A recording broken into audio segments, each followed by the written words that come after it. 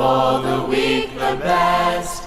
It brings repose from labor. It tells of joy divine. Its beams of light descending with heavenly beauty shine. Keep the Sabbath holy and worship Him today, who said to His disciples, I am the living way. And if we meekly follow our Savior here below, He'll give us of the fountain whose streams eternal flow.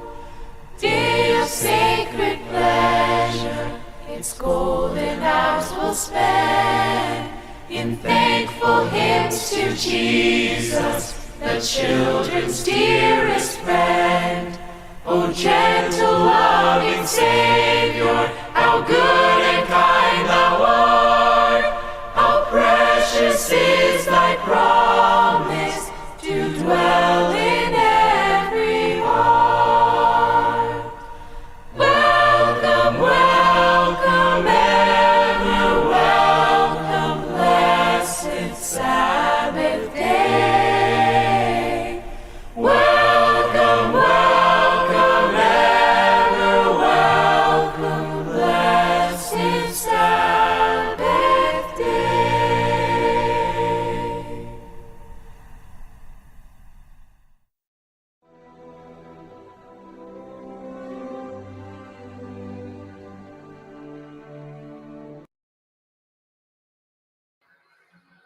Let's check this. Hello and welcome to Kingdom in Context. Appreciate you guys for joining us here for our Sabbath fellowship. And yes, turn that down. Let's get this set up. There we go. Shabbat Shalom, sweetie. Shabbat Shalom, babe. Thanks for doing this with me as always. Thanks for having me. And thank you for being here in the live chat. We are going to be studying Joshua chapter 4 through 6 today. We've been enjoying the book of Joshua so far. It's been a while since we've reviewed it solely and isolated on the channel, but I think there's a lot of incredibly important information in there for context to the Old Testament, as well as just good life application as well, explanation of the commandments. So welcome, everyone. Hope you're enjoying the Sabbath day. Did you put my Substack in the description? I don't think so. So for everyone out there, Where is it?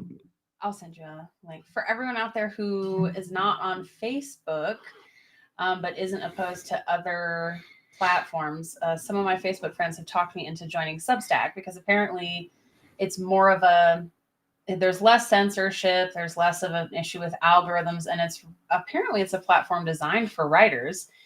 And I've always been a writer, but definitely this year I feel like God has really just opened up whatever kind of writer's block I had for many, many years. I feel like there was some kind of breakthrough, and I've just had all kinds of awesome little gems, to basically write little articles. I've been writing a lot of little articles and scripture studies and sharing stuff about my healing journey that I've been going on with, healing my inner child and healing from past trauma.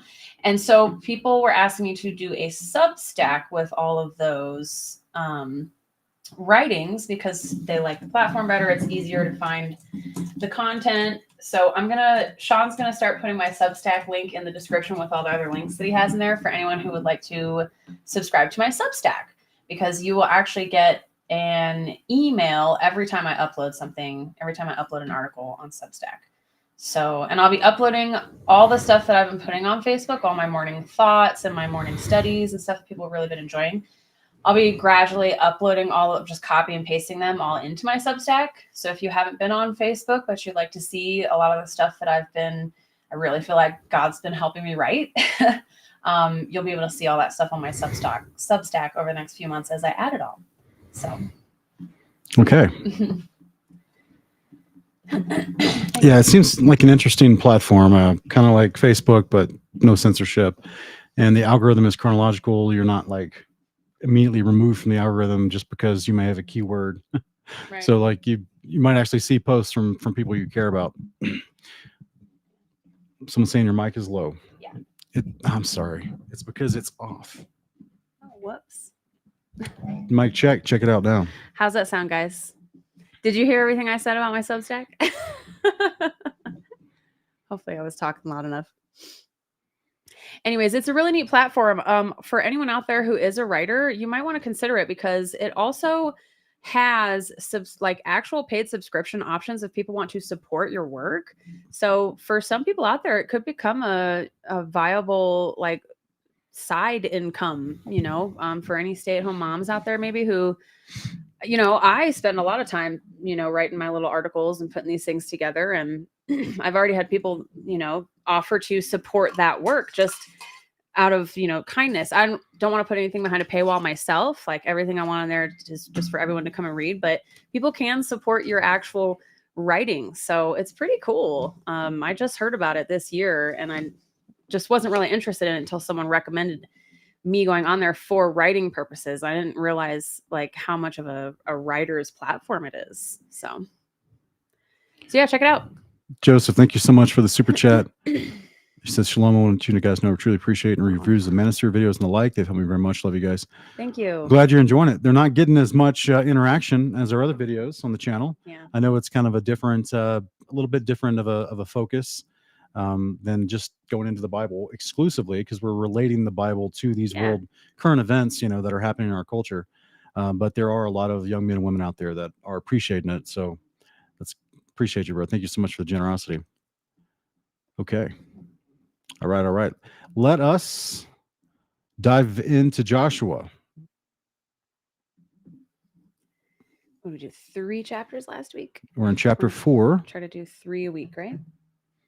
Yeah. Okay. Chapter 4.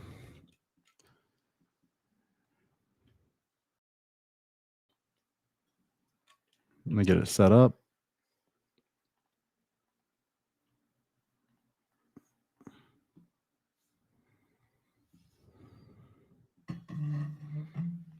Where'd it go? It didn't. That's weird.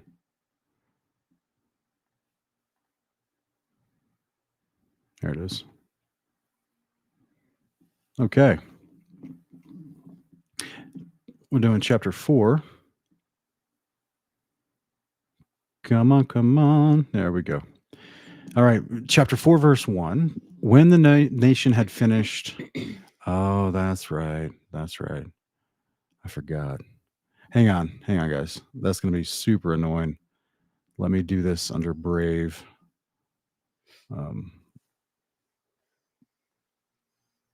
Brave doesn't it like blocks the ads.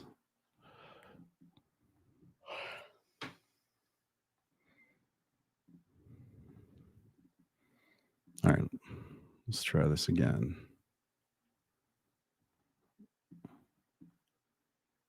All right. Joshua chapter 4, verse 1. When the whole nation had finished crossing the Jordan, the Lord said to Joshua, choose 12 men from among the people, one from each tribe, and command them, take up from yourselves 12 stones from the middle of the Jordan where the priests were standing. Carry them with you and let them down in the place where you spend the night. So Joshua summoned the 12 men he had appointed from the Israelites, one from each tribe, and said to them, cross over before the ark of the Lord your God into the middle of the Jordan.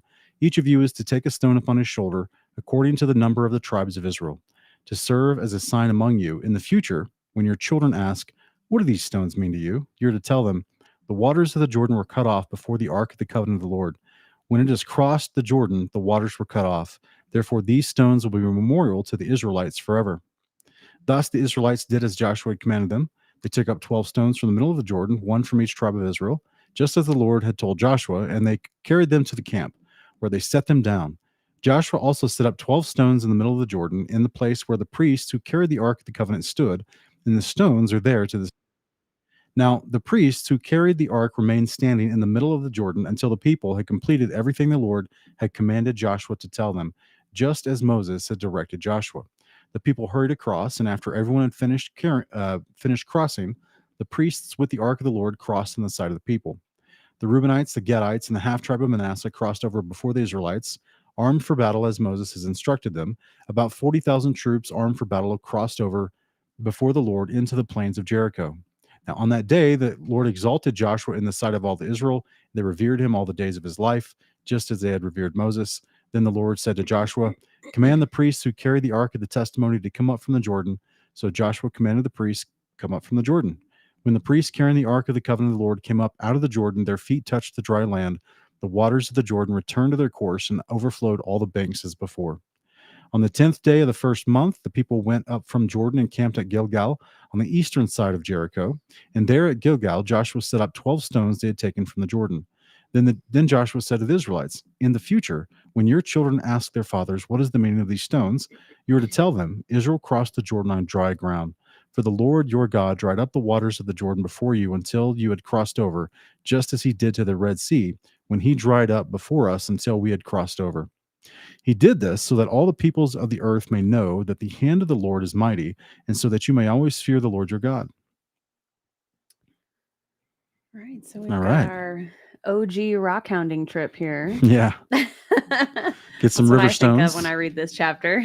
Yeah, it's interesting. I have a lot of thoughts that are immediately coming to mind as far as, not just this memorial that he's instructing them to do for the sake of their children and carrying on the story, not forgetting what's going on here, but just as also some correlation. But I'd love to hear your thoughts real quick. Well, the first, I think I think this will be my third time reading Joshua.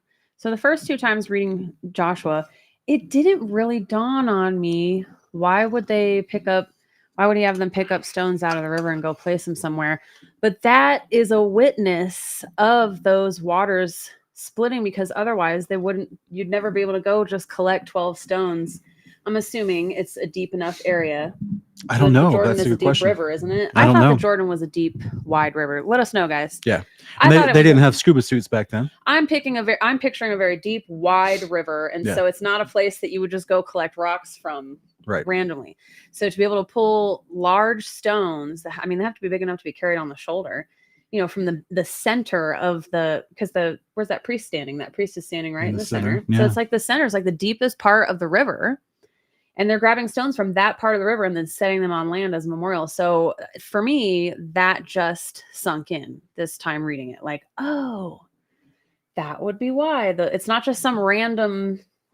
It's not just some random act. Yeah, it's because they didn't, have an ability to get down there. I mean, I guess you could swim down there, but it'd be very difficult because it's a flowing river. Right. So it'd be very difficult to get from one strip.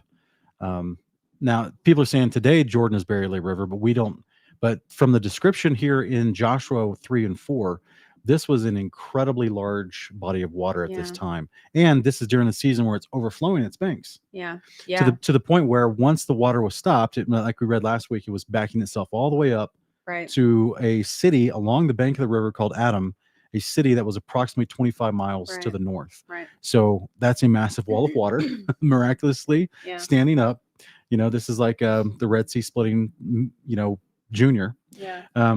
So I could have sworn I've seen people being baptized in the Jordan River, and it's like a deep, like they're not just in, like what are you saying is barely a river? Because where I come from, there's a creek which isn't deep enough to, if it's barely a river, it's not deep enough to be dunked in for a baptism.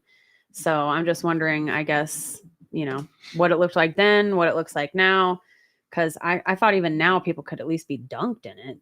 Yes, baby, they can. I'm just saying. I'm talking to that. There's lots of things in the Middle East that do not match the descriptions we get in the Bible in modernity. Yeah. So they talk about great forests. Yeah. That were used to contribute to the building of David's palace. Yeah. Like we don't have that in the Middle East today, especially in the land of Jerusalem, because that place has been burned and regrown so many times at this point throughout history, and even before the Rothschild movement in the 20th century to repopulate that area, it looked like Saudi Arabia. Yeah. I mean, it wasn't a lush forest. It wasn't a place of gardens like it is today in certain parts of Israel. Yeah. So that we do not see, just like ancient Egypt was described as a lush forest as well in the past. Cairo is a desert now, right? Yeah. Sand, high table desert. But historians even admit there's what's called desertification that has happened over the last 4,000 years. But we see in ancient accounts that it was described as a lush forest that throughout that whole area. But when you abandon God's covenant, he promised, I will make your skies brown and your land as iron. Yeah. Right. So there are many, many wars, people come through there that weren't keeping the covenant of God, and the land revolted many, many times over. So, yeah, we're not going to see the same features today like we see described in the Bible. I do wonder, if it's barely a river. I just wonder about the monument that was set up in the middle of it, that Joshua set up. Oh, There's two. You've got the area in the river itself, plus the stones that were set up in Gilgal. I don't know. I just I would imagine it's been pilfered. It's been, someone's moved it. Yeah. Throughout the years. I've never looked it up if it's like something that still exists. So I mean, in the same way that the Muslim nations have come in and like they're going even into Assyria and destroying ancient Babylon and Assyria. So like I would imagine. The irony of it being the Muslims that blow up idol statues in certain countries. I'm like, guys, man. Yeah. Why can't we do that? Is that what you're saying? Yeah. We, as in, the Catholics, as they, the Catholics traveled through the world, collecting things instead of destroying them. Yeah. Instead of destroying. Right. Like, how sad is it that the Muslims at least know? Yeah. Let's burn that. Let's blow up that statue. That's an idol. Let's blow it up. So it is fascinating, right? Yeah. You're finding he's using the special event in the special moment to say, not only are we going to build a pillar in the river, but then we're going to take some additional stones from the bed of the river from where we crossed, and we'll build additional pillars in Gilgal, which is east of Jericho, which is still in the embankment leading up to the hillside of Jericho. Yeah. So it's like, 5 or 10 miles or whatever. It's like a large sweeping area, maybe 5 miles, I should say, maybe not even. But the point is, it's like we talked about last time. If you're in the city of Jericho, you can see the embankment all the way down to the Jordan River, and they would have witnessed the wall of water rising as it was stopped, and these 40,000 soldiers crossing over. Yeah. On the dry land, right? Like that. To the ancient world, they were used to magic, but this would be terrifying. Yeah. Because there's no stories of this kind of thing happening amongst the other gods of the nations. Yeah. To where they like stopped up rivers and had entire armies cross over safely. Right. Like this is they had barges and ships that would come over 100 at a time kind of thing. Yeah. How long would it take you 100 at a time to bring 40,000 men over? A long time, right? Yeah, because clearly they didn't need a miracle to get across the river. By man's power, they could do it, but definitely in the way that the Israelites did it, that's absolutely couldn't be done by man. So this is another incredible moment, and they're trying to signify this moment to future generations to be like, we actually did this. It's not just a story. Here's evidence that we did this with what was available to them in that moment. That's pretty interesting. But what I think is fascinating is because the bulk of this story is about setting up the monuments and them making this a memorial of what happened. Mm-hmm. But look what happens here in Revelation chapter 2. He who has an ear to hear, let him hear what the Spirit says to the churches. To the one who overcomes, I'll give the hidden manna. I will give him a white stone inscribed with a new name, known only to the one who receives it. It's like another memorial that you've been resurrected. You now have authority in this Melchizedek priesthood under Christ. And you have a stone as a memorial to show people, I experienced this. White. I wonder if it's going to be opal. Me, I'm like, I just love how much God loves rocks. I mean, the whole city is going to be made out of crystals and just beautiful, precious stones. It's so exciting. Yeah.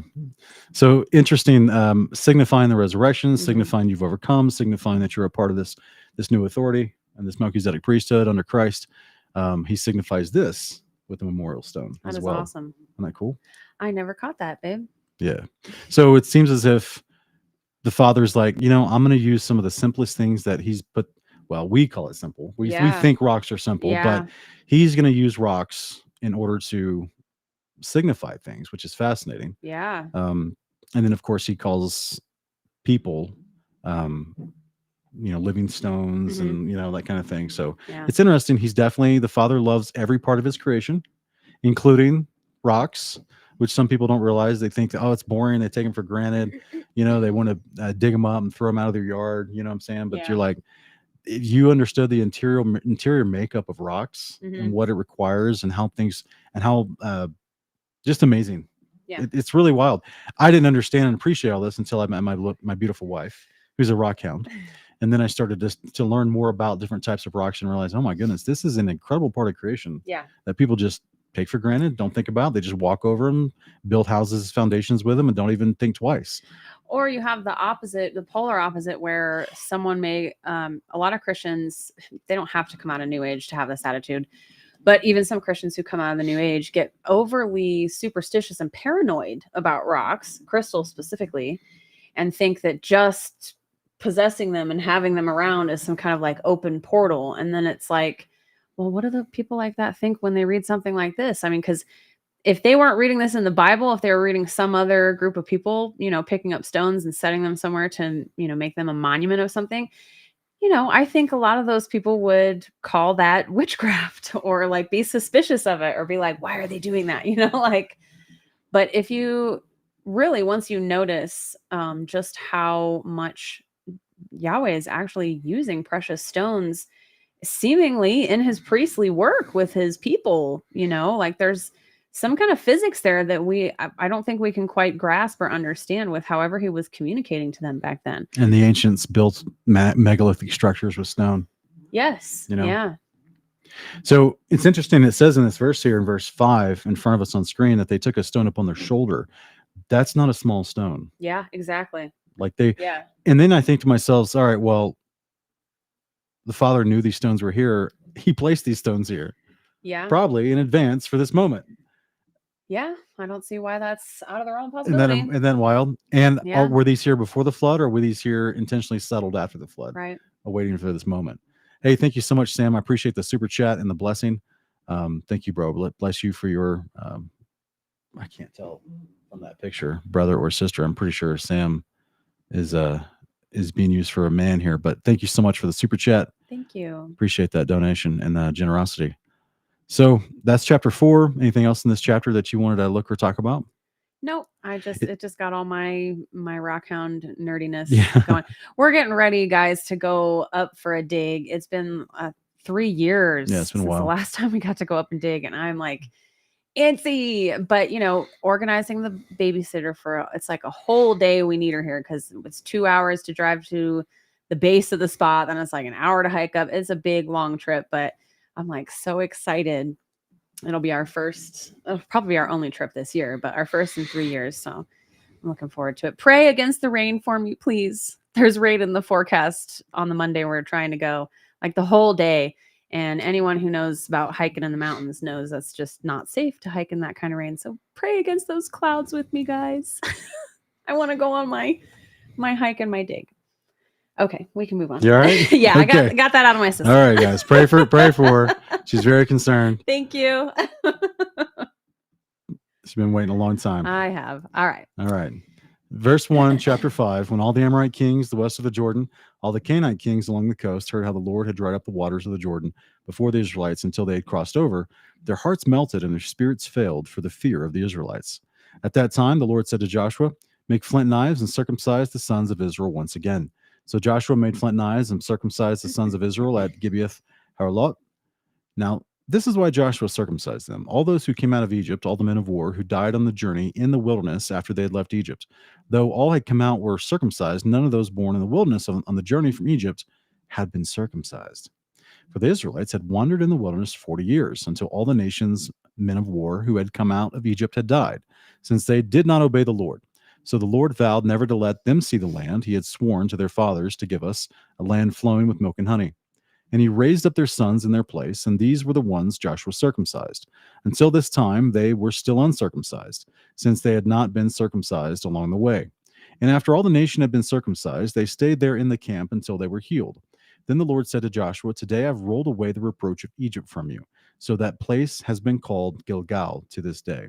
Gilgal means wheel or circle. Okay. And so the concept of rolling away is appropriate, right?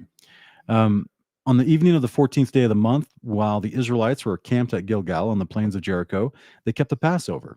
The day after the Passover, on that very day, they ate unleavened bread and roasted grain from the produce of the land. And the day after they had eaten manna from the produce of the land, the manna ceased.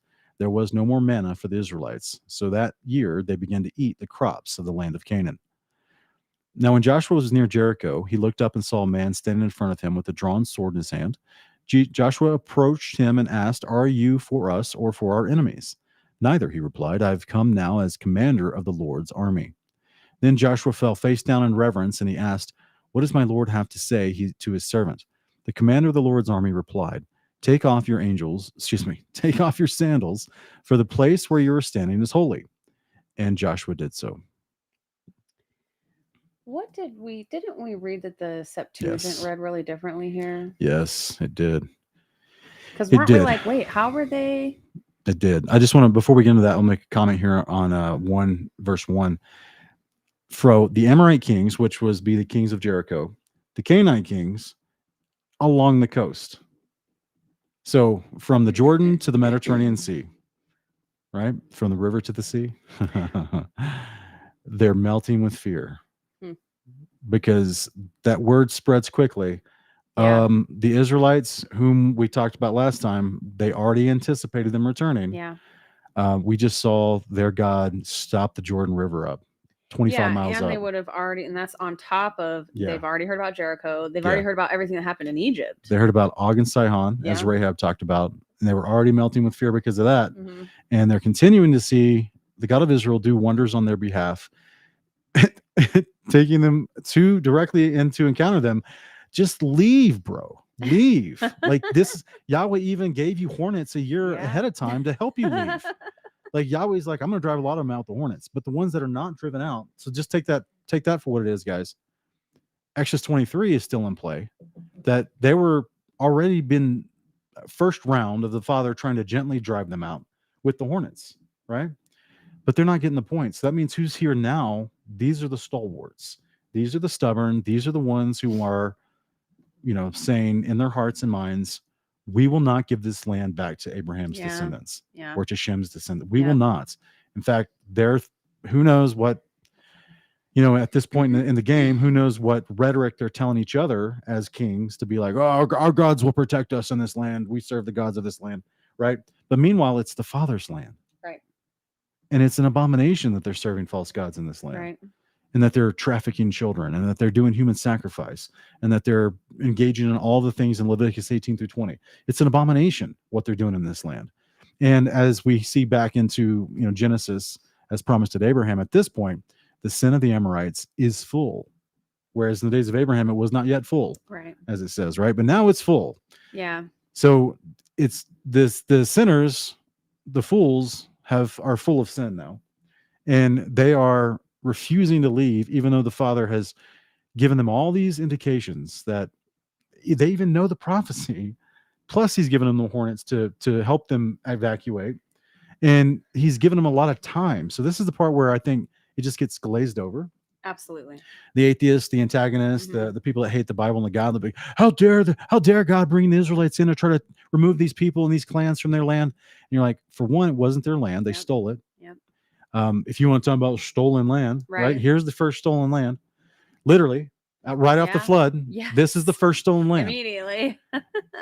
And then you want to say God gave them hundreds of years with increasing warnings over hundreds of years to get out. This ain't your place. This ain't your land. Get out. There's plenty of other earth. Get out. You don't have a problem warring and taking people's land. Go take some other land. Jeez. I don't know if you guys could hear that, but there's kids outside playing, but one of them was screaming like he got hurt. Yeah, like he got hurt. So basically, like it's just the abundance of mercy shown to these people, these Amorites and Canaanites, over hundreds of years is just astounding. But yet people who don't care to represent the Father properly or his heart properly will come in and say to these people, oh, by the way, that's their land. How dare the Israelites come in and try to take it? Yeah. And that's the thing that also gets overlooked, is that if those people at any time had repented and turned to him, they could have stayed in the land. Like if they stopped serving the false gods and, adopted were adopted into his family, they could stay, So that's the other thing I think that is really overlooked. I think Christianity is just as infected with this racist idea as Judaism is, that it's a birth thing, and it's that no one from the nations could ever be a part of Israel until Jesus came. It was always there. It was always in the law. Like, you could always repent of the things God says not to do and start doing the things he says to do. And then you're in covenant with him, and you're an heir to that land. Rahab. Yes. Rahab is an example. Yes. She survived Jericho by converting to faith in Yahweh. By obedience, yeah. And grafting into Israel. And Yeah. she's now forever considered part of Israel. Yeah. I think she's in the lineage of Christ. I can't remember, but I've heard people say that. I don't know if never looked that's into it. I gotta research that more. I can't remember right now, but yeah, anyway, it's just an incredible show of mercy, but now it's over. Yeah. Right now it's the time. Everyone who has not left, they're hanging in there militaristically ready. Yeah. So we don't even, like, clearly Rahab's still there, but we don't know how many people were in Jericho at this moment, and if any of them tried to leave or whatever. And that could be another thing, since they had these enclosed city states where they just closed off the whole city. People that maybe wanted to leave, well, their corrupt rulers aren't going to let them leave. Yeah, that's true. So it's kind of a weird situation, because it's, as always, it's the serpent eating its own tail. It's the self-destructive nature of following the Baals and following false gods. So verse 2 is where we have found in the past the Septuagint actually seems to say something different. So let's pull up the Septuagint real quick and read maybe verse 2 through 10. Yeah. So it says, about that time the Lord said to Joshua, make these stones knives of sharp stone, and sit down and circumcise the children of Israel. Look at this. Sorry. Our son's like acting like he's trying to wake up already. He's not been down for like an hour. He's not been an hour, has he? I think he's just adjusting. Okay, so sit down and circumcise the children of Israel the second time. And Joshua made sharp knives of stone and circumcised the children of Israel at the place called the Hill of Foreskins. And this is the way in which Joshua purified the children of Israel, as many were born in the way, and as many as were uncircumcised of them that came out of Egypt. All these Joshua circumcised. For 42 years Israel wandered in the wilderness of Madaras, wherefore most of the fighting men that came out of the land of Egypt were uncircumcised, who disobeyed the commandments of God, circumcising whom also he did. Concerning whom also he determined that they should not see the land which the Lord sware to give to their fathers, even a land flowing with milk and honey. So it seems as if verse 6 here is different from the Masoretic translations, where we just read, for the Israelites had wandered in the wilderness 40 years until the nation's men of war come out of Egypt had died, since they did not obey the Lord. So the Lord vowed never to let them see. Oh, that's not the same. That's not the same.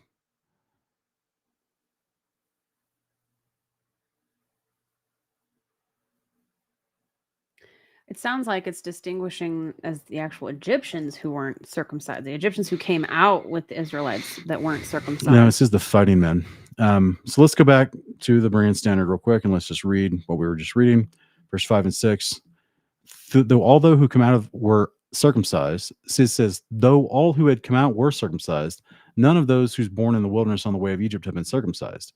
But yet, and it says the fighting men, the men of war, until the men of war had died. They did not obey the Lord, so thou never let them see the land. Yeah, I was saying the Septuagint seems to be distinguishing it's Egyptians who came out of Egypt with them that weren't circumcised. So not because the Masoretic makes it sound like all of Israel was not circumcised throughout that time. Wherefore most of the fighting men that have come out of the land of Egypt were uncircumcised.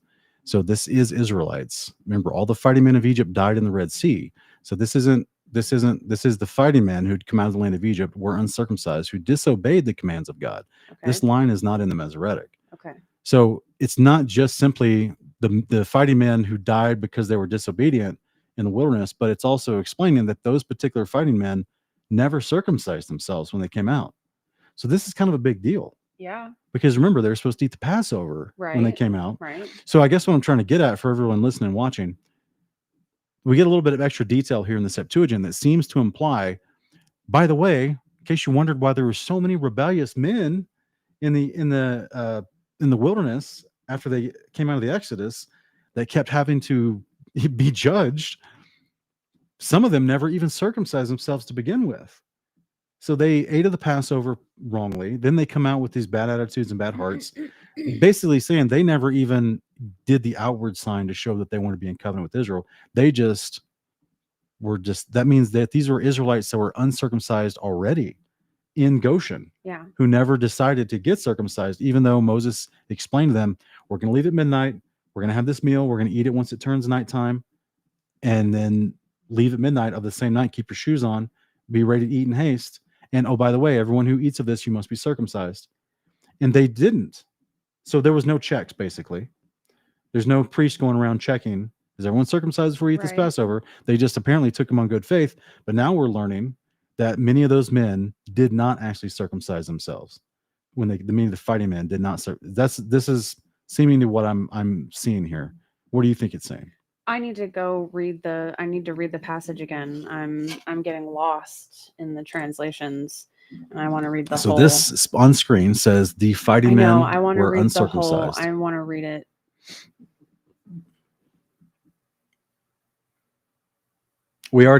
The children is a Hold on separate second. thing.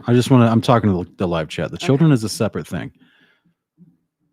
Regardless if their fathers had circumcised themselves properly, according to the command, the children who were born along the way in the wilderness, they did not circumcise those children.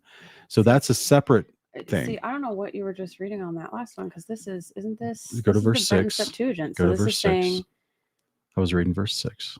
and this is the way, as many as were born in the way, and as many as were uncircumcised of them that came out of Egypt, all these Joshua circumcised for 42 years. Israel wandered in the wilderness. Wherefore most of the fighting men that came out of the land of Egypt. All I'm getting at, hold on a second, baby. I'm trying to, baby. The Breton Septuagint is like this older KJV type language. You need to please give my brain a moment to read the full passage, so I can get a picture of what is actually happening, because I'm getting confused. Okay, so let the weaker vessel sort her confusion out for just a moment, please.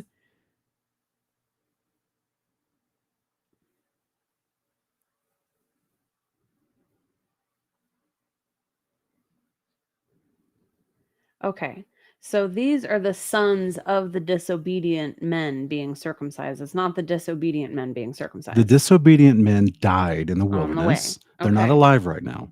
So it's talking about two categories of people, the children and the fathers. The fathers are already dead.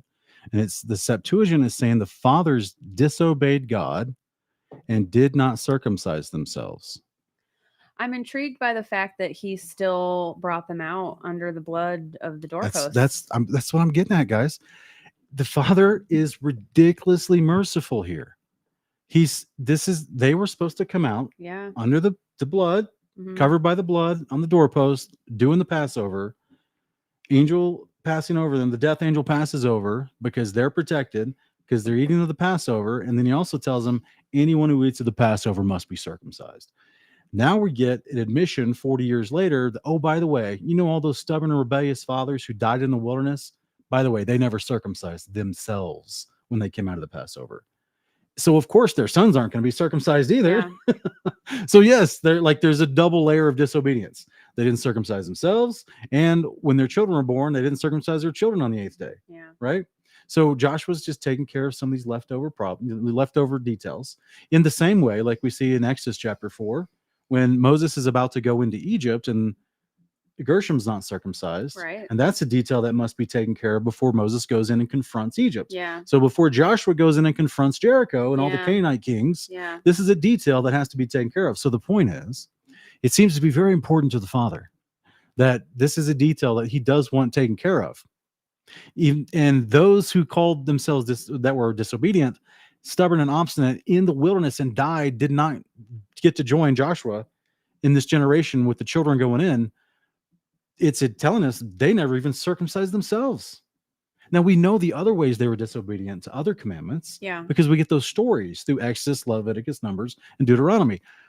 But it's also given us this extra detail of saying, whoa, wait a minute, they actually didn't even circumcise themselves coming out of the Passover. So that's like the Father didn't strike them down. Right. The Father let them live to the point where they had children. And now he's taken their children, as he says, and raised them up in their place. So he's taken their children of disobedient fathers and allowing the children to be walking in obedience and to possess the land of inheritance in obedience. Because even though they outwardly are not circumcised, they're already inwardly circumcised. Right. Because these children of the disobedient fathers have been obedient this whole time. Yeah. So I'm also addressing all this because there was a question in the live chat that plays right into this. Yeah. Okay. So Michael, I'm actually answering your question as we dive into this discrepancy between the Masoretic Joshua and the Septuagint Joshua, or I should just say this extra detail added in the Septuagint, is that the children that are getting circumcised here already have displayed to Joshua over this whole 40 years. Those quote unquote children are 40-year-old men now. And they've displayed themselves that they are obedient to Yahweh. They're following Moses' command until he dies, and now Joshua's command. They're not trying to start a rebellion like their fathers had. They're obedient. They have their hearts circumcised to the Father. And that is what it means to have a circumcision of the heart. They're already walking in the commands of the Creator who gave them through Moses and now is being administrated through the priests and Joshua. So that's the simplest explanation for a circumcision of the heart is you're walking in the commandments of God in obedience. Yeah, it's not a New Testament concept. You can actually look up the phrase circumcise your hearts. And I believe there's one in Deuteronomy and there's one in Jeremiah, probably a few more, but they're directly in relation to keeping commandments, like circumcise your hearts and be stiff-necked no longer, meaning circumcise your hearts and be disobedient no longer. So yeah, circumcision of the heart is not like, it's so treated like a New Testament concept, a new covenant concept. Oh, we're circumcised in the heart now, not the flesh. And it's like, no, if you're circumcised in the heart, you feel convicted to be circumcised in the flesh, like because you're doing the commandments. So, yep. All right. So that's it's an interesting fact, right? Just I guess I mean, we already know that these fathers were rebelliant. They all died in the wilderness, and these were all the second generation of children going in with Joshua anyway. So imagine Joshua's like, imagine like your grandfather, your the good one or the bad one? Your grandfather, Papa, the clockmaker. Okay. Imagine him leading 2.5 to 3 million of people of our generation, right? Yeah, that would be. It's a difference. A disaster. Like everyone he knew, died, right? So like, well, not everyone. I guess the righteous priests. Like, I don't think Aaron's children died, but the point is, like, the majority of 99% of everybody, people he knew that were in the wilderness of that generation, they all died in the wilderness. He all watched them all die. That's a lot of funerals to go to and speak at, right? And then he has to get all their sons and daughters and rally them with this same, even though many of them never saw the wonders of Egypt. Right. And so now they're seeing a new wonder with the Jordan, albeit slightly smaller than the Red Sea, but still amazing. Yeah, clearly. And they're having to muster up obedience to Joshua, to the laws of Moses that they grew up in now. Yeah. So it's like the Father brought these people out of Egypt and could only maintain. I'm not saying the Father can't do things. I'm just saying, like, because people have free will. Yeah. So like the generation that came out of Egypt, only a certain amount of them can maintain obedience and get rid of the Egypt out of them and adopt the ways of Yahweh. Whereas this generation, they've been raised in the ways of Yahweh. Right. For the most part. Right. Yeah. Clearly, some of their fathers weren't exactly the best at it, but for the most part, they were raised in the tutelage of Moses. Aaron, Josh was there as well. Some of their fathers had to be. I mean, it wasn't literally every single father of of the children of Israel. It's this certain group of disobedient men. There were pockets of rebellious men, but but unfortunately, it caused the entire generation to not be able to go in the promised land. Right, only their children would be able to. Right, so. Now Joshua's rallying this young Gen Z group, right? If I could put it like that. And he's an old man, but he's like, be strong and courageous. We're going to follow the Lord. The Lord's going to do some signs and wonders in your day right here and now to give you convincing proof that you would fear the Lord your God. Because now we're getting this backstory, extra details of, oh, by the way, because many of your fathers were just utterly disobedient, even to the point of they wouldn't even circumcise themselves. I mean, it's no surprise because we also get the detail in, I can't remember which of the lesser prophets, but it's echoed by Stephen during his stoning that, they were carrying around the Star of Remphan with them. They were still worshiping an idol in the wilderness. So yeah, there's some serious heart problems with parts of that generation for sure. Yeah. In fact, that's in Acts 7, where Stephen says, even though the Spirit gave you the law, you just like those guys, you don't obey it. Yeah. So let's think it's down here, verse 51 or 53.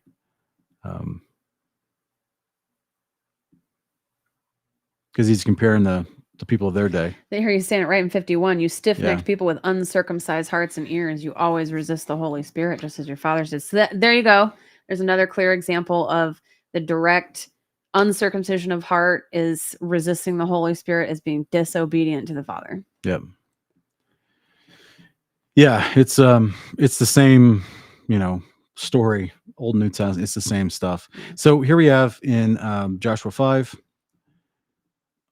They're going to circumcise them, and they create this massive day of circumcision. Let me go back to the Berean standard. Man, imagine in a world where we do mass baptisms. I know, babe. Mass circumcision is a foreign concept. I'm not going to mock it. But it's definitely a different picture in the mind. Yeah. Than everybody in the sanctuary getting dunked in the tub on the stage, Yeah, and so it also calls that place the Hill of Foreskins. Where'd it go? Where is it? It was up towards the top, I thought. Oh, way up here. Okay. So yeah, it's called the Hill of Foreskins. That's disgusting. More stone. We got the flint knives there. Yeah, using the knife. That's one thing I think that if you don't know stones, if you're not into geology, if you don't know rocks, so many people talk about a flint knife and circumcision with a flint knife. Oh my God, how brutal, Actually, flint, there's a reason flint is used for arrowheads and spears and guns, because it can be knapped to literal surgical scalpel thinness. So yeah, it's if you actually know stones, you know exactly why a flint knife would be used, and it would be the perfect stone for it. One thing I was thinking of from the last chapter where we were talking about the stones and building things out of stone, I never really thought about the fact that there are other materials clearly that you can build buildings from, and humans have, but the best material to build a building from that's going to last through time is stone, and that would be why our New Jerusalem, the foundations, the walls, it's not going to be a big wooden house. Right.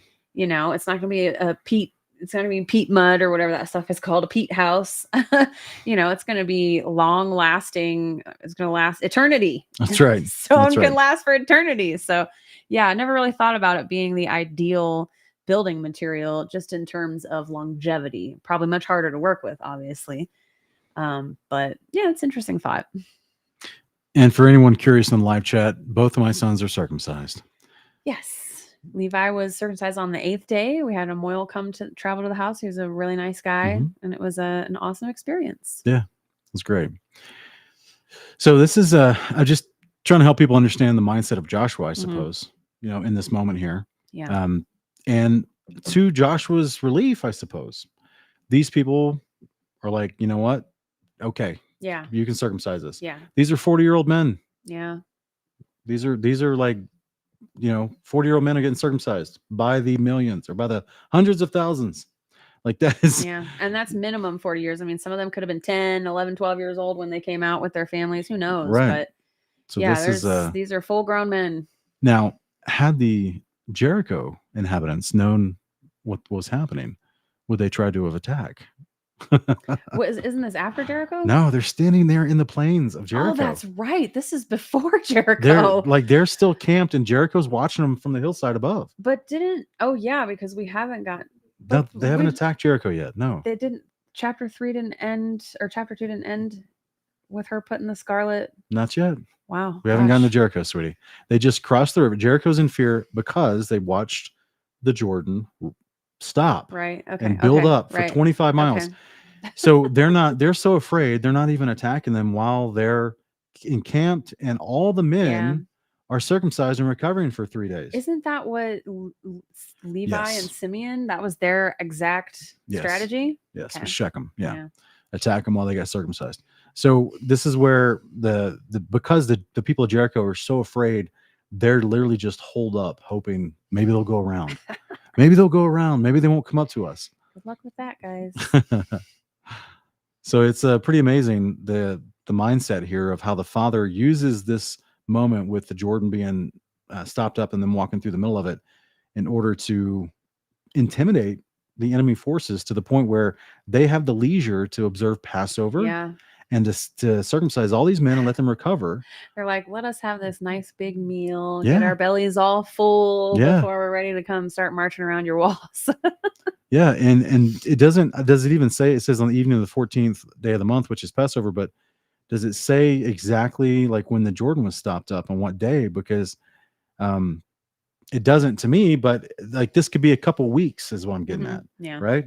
They're just camped out in the sight of Jericho's leaders and people for a couple weeks, just causing them to have sleepless nights and just absolute fret and terror of, oh my goodness, this incredibly large force is just impending doom. Yeah, and has their God working miracles like this for them. This is crazy. Yeah. And then they're just chilling out there for 2-3 weeks, and they're having a big feast. Like, what's going on out there? Bunch of gypsies? Like, what are they doing? Yeah, there's a part of me that's like, how seared does your conscience have to be witnessing all that and not turn towards him? But at the same time, I was blind for 28 years before I turned to him. And who knows how many miracles I saw in my life that I didn't recognize as miracles because I didn't believe in him. Mhm. So I regularly have to humble myself when I'm reading about people in these times, because I'm like, you know what? I don't want to speak too soon, because I could have been one of those people very easily. Like, I like to think now that I know him, oh yeah, never, always, I would always turn towards him. But man, when you're living in sin, you have a completely uncircumcised heart. I mean, at least at this time, I guess one thing I wonder about these people is that I grew up in a time where the whole idea of God or gods is questioned. It's, Greek gods and all that stuff. That's just all myth. And at this time, I mean, these are people who they know that the supernatural stuff is real. Mhm. They witness it. They see it. They see it in their spiritual practices, and they see it in the Israelite spiritual practices. So I do struggle with, man, in a world, in the context of a world where they are taught this stuff is real, it does make you wonder, They were calling upon their gods to save them and provide them victory in battle. Yeah, true. Like, this is, True. they believed it so much, Mhm. and this is where the practices that accompanied that faith in that false god only nulled the senses and the sensitivity of their heart. It only hardened their hearts, right? The ritual practices they did. Right. Yeah. Versus Yahweh comes along and says, I am the one true God. You Mhm. worship me. And by the way, here's all my teachings. And it's designed to soften your heart, Yeah.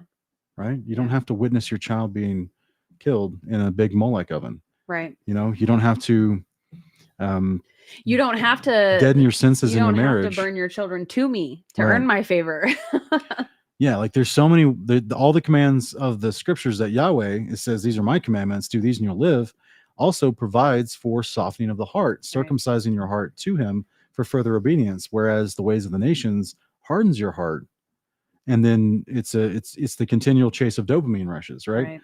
Of do the drugs and alcohol during the rituals, and in battle, cut out the heart of your enemy and drink and take a bite of his heart and steal his energy and his essence and all that kind of nonsense, that mysticism, because they're so dead inside. Yeah. They're dead inside. Yeah. The practices of the ways of the nations destroys you inside and out.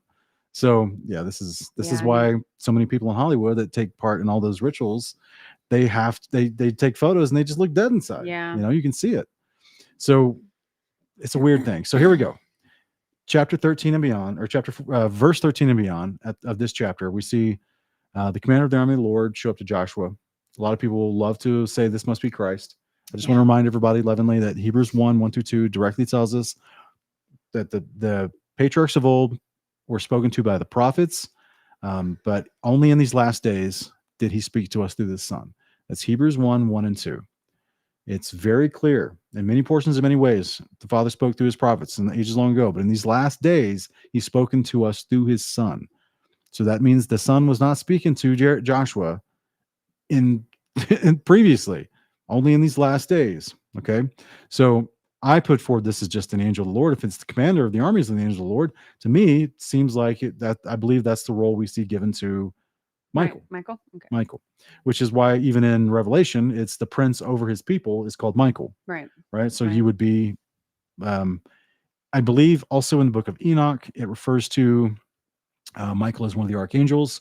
And we know, according to God's law, that the Levites, who are the priesthood of men, are also responsible for the military and being over the Right, military. right. So in the same way, the angels are a priesthood in heaven, to which they're going to be responsible for the military as well. So it's not, I don't think that this is just like some just rando angel. Right. Okay. I do believe that this is Michael from history. And do we think Michael is the pillar of fire and smoke? yes, Okay. I think it's the same guy. Okay. That's what he tells us in Jubilees, that he's the one that went with them. Right. Right. And that he spoke with Moses in the book of Okay. Jubilees. Right. And so I do think that he's now just, Oh yeah, that angel did say he was the one in the bush. Okay. Yeah. Right. Okay. so remember what we read last time in Exodus 33, the tent of meeting. Moses would leave, Joshua would stay, Right. and he would bow down and stay Right. in the tent. Yeah. Right. What happened, we don't know, but he would stay in that presence. These angels are called angels of the presence. This is why in Isaiah chapter 63, it's also referred to as the angel of the presence that led them out of Egypt. So these are actually a classification of angels in Yeah. Jubilees chapter 2. They're called the angels of the presence that were made first and foremost out of all the angels. Because they're also referred to figuratively as the glory of the Lord when they're him in particular when he's in the Yes. tabernacle. In It's like the Ezekiel. glory of the Lord was in the tabernacle. So because there's some other angels that you see show up that don't say remove your sandals for this is holy ground. So people want to put that, oh, that's so special, that must mean Jesus. But what if that's so special that means this particular class of angel? Because they clearly there's a rank in the angel world, you know, and there are angels that, I mean, I wonder if lower rank angels can be as close to God as these guys can. Like, I wonder what that all looks like. But clearly, like, they have a higher authority, and they are the only angels that say this. Because When you say know. close to, are you talking about in their role as a servant or in the in proximity their of? rank, Okay, like, yeah. in their So these are rank. archangels, Yeah, the seven archangels of the seven, yeah, they're like, the seven stars that Christ now holds in his hand, Yeah. because he has authority over them now. yeah, But the seven archangels are listed out for us in Enoch and other places, and Michael is one of them. And so, but all the angels who have immortal, incorruptible bodies can come before the Lord, because that's Torah, yes. right? Even Satan, No, I just even Satan can stand. Yeah. Job 1 and 2. No, I he mean, like, can stand before him.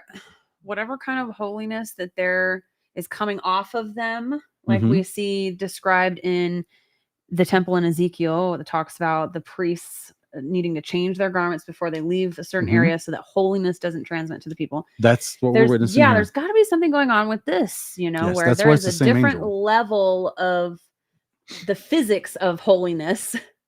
Because I would want to say all the good angels that are ministering to mankind are you know, holy. Yeah. They're clearly setting themselves apart, but there's like clearly some kind of physics to a certain level of holiness that it affects, you know, the physics of the human beings that are in that presence. So it's just something it's still something that I don't think is fully explained for us. I'm so excited to learn about when the kingdom comes, because I really want to understand it.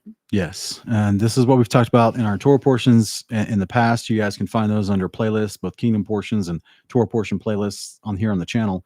But when we reviewed Leviticus 13 and 14 and 15, talking about people breaking out in plague, this is what we were talking about. Whereas the person who stands before this type of presence, which emits this type of holiness, Right. This type of seemingly like this vibe, like this type of power, like a physical vibe Yes. that you can catch. Physical power and vibe. Whereas if you're dirty, if you're unclean, your body will break out in plague. And so this is why we see he's being told to take off his sandals. He's holy. The inference here is that his sandals are dirty. Right. Think about where they are. Like they're I mean, if he's overseen the hill of foreskins, he probably stepped on a lot of blood in the soil. Yeah. Right. Hopefully his hands were clean. So all I'm saying is, like, how many, donkey poo did he walk over? Right. Right. His sandals are not clean, Mhm. but his feet may be. Yeah. And so therefore take the sandals off and you can stand, you'll be all right. So this isn't just some arbitrary instruction is what we're getting at. For the angel of the Lord to tell Joshua, hey, by the way, take off your sandals, for the ground you're standing is holy. That's a warning of protection to Joshua, just like the cleanliness laws in the Torah are a warning of protection for the people so they don't break out in plague. And you know what? I just realized not only does Jesus never say to anyone, Mhm. remove your shoes, for this is holy ground, during his life. He never says that after his resurrection. No, he doesn't. There is not a divine, because he's not an angel. That's right. And especially after his resurrection, he's a new creation of resurrected man specifically. Like, that's a whole new class of Mhm. being. That's a whole new kind of being. I think people really, that isn't something that really connects for people. But if you think about it, even after he's been made perfect, literally he's been given his perfect immortal body that can ascend up to heaven and can fly like the angels. It can go through walls, but he doesn't have to tell people, Mhm. remove your shoes, for this is holy ground. So that's a connection I never made, and that's an inconsistency I never put together with this pre-incarnate Yeshua theory that, Yes. oh, that's serious. Jesus, that angel is so holy, it must be Jesus. But Jesus didn't have to have people remove their sandals or tell them they're on holy ground throughout his whole life, or even when he was resurrected. So I want to bring up a comment real quick from the live chat. Appreciate you, Nana, for reminding of this from chapter 4. The 10th day of the first month is when they stopped and camped at Gilgal. So that does give them 4 days to circumcise, recover, and be ready for the Passover. Yeah. Okay. So thank you, Nana, for that. I appreciate that. Yeah. That would be a nice little correlation there, right? The day of setting apart the lamb is when you set apart your people. yes. You set apart your kids. If you could put it like that. P. Huh? You No. set apart I'm making a joke about, like lambs, their children being called kids, and goats called their children called kids. They ate the lamb and the goat for the Passover. So yeah, they set apart. Circumcision Yeah. joke. So anyway, I'm immature. Sorry, guys. So basically, that's wonderful. Yeah. Thanks for the reminder. So that makes sense now, right? As for they got 4 days to circumcise and get ready, and you got 4 days for, like, I would imagine it could easily take 2 days to circumcise all these men. Absolutely. I don't know how fast they're moving. And is it, and how many are they? Is it some kind of like assembly line? Are they doing it themselves in their own tents? Like, what is that looking like? I would imagine they do it themselves, but even still, that gives them a good 3 days. Yeah. Because to me, that seems like it's going to get a bit awkward with, like viewing the nakedness of your neighbor. Absolutely. You know what I mean? Yeah. So it seems like they would do it themselves, or maybe have their wife do it. Boy, that's a lot of trust. A lot of trust in that wife. But hey, Zipporah did it to Gershom. So you got male men doing this. So somebody did it. And somebody, for there to be a whole hill, there's some logistics here that I'm gonna have to wait for the kingdom to ask about. Well, think about it like this. What if the hill was because, Joshua through the priesthood tells everybody, okay, take care of this. You pass around the flint knives, sterilize them, take care of them in your own tent, and bring us proof. And we're going to put, once we get the proof, we fill it into the hill. Right? That makes sense. Mm-hmm. We need proof that you guys have done this, because clearly your fathers, you tried to trust your fathers. Your fathers didn't do this. Yeah. Yeah. So the hill of foreskins could be the hill of proof. That'd be interesting. So yeah, there's a lot here. This is not a pre-incarnate Christ. This is an angel, and specifically these angels of the presence are in some way designed to retain and emit the power of the presence of God. Yeah. Right? Yeah. Which is why it gives them a chance to practice these instructions of how the Father is, right? So it is a good representation, since it's not actually the Father in sitting on the Ark of the Covenant in the Holy of Holies, but yet it's this angel hovering above it. Right. He exudes the power of the Father to some small portion, right? Yeah. And in that case, these people have to practice what in their human flesh, what it means to come near and approach the Father, which means they have to be clean and follow the Father's instructions. Now, I do want to make a quick comment before we move on. You mentioned that Christ never exemplified pre or post resurrection before he ascended in Acts 1. He never exemplified this type of, hey, get away from me, you're on holy ground, or prepare yourselves to stand near me on holy ground. He never did any of that stuff, and that's true. But we see in 2nd Ezra 13, when he returns, that he destroys everybody with what seems to be a severe advanced version of the plague. Right? Remember the plague was, there's moments where you have these outbreaks in the skin, which is the skin rotting away. The Zechariah 14 plague is that they rot while they stand. Right? And in 2nd Ezra 13, it talks about him coming forward with this tempest of fire that proceeds Mhm. before the sun Mhm. and destroys his enemies, which Yeah. Zechariah 14 gives you more of that, right? And the description of how that tempest of fire moves across these is that they rot while they stand. It's almost like an enhanced version of their, like, and I should say this, in the Apocalypse of Abraham, chapter 30, it mentions that Christ, when he returns, will have a full measure of the power of the Father. Hmm. And so this is why I mean these angels of the presence here seem to have a portion of it. Yeah. Where the people A bigger deposit than we do. I mean of the presence of the power flowing out of them. Yeah.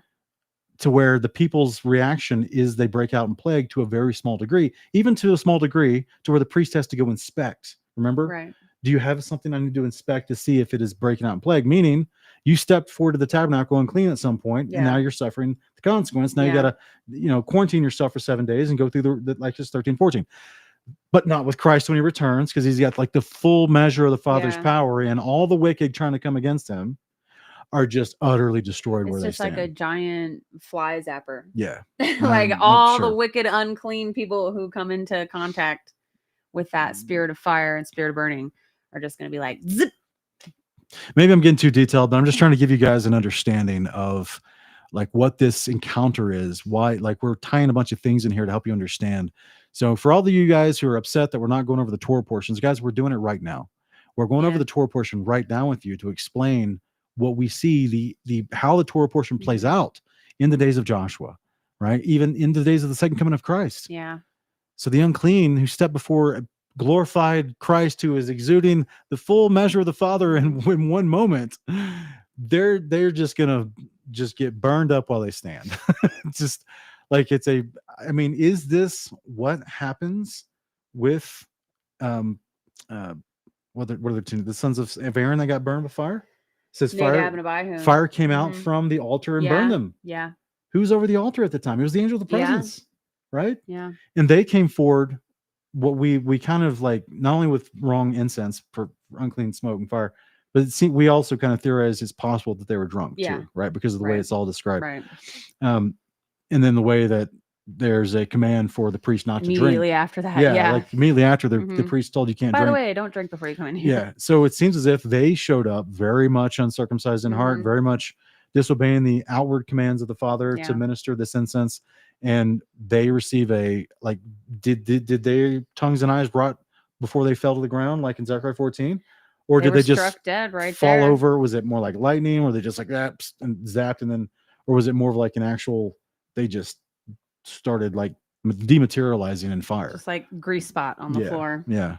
It's interesting. There's a lot here, but let us know what you think in the comments, guys. Are we overwhelming you?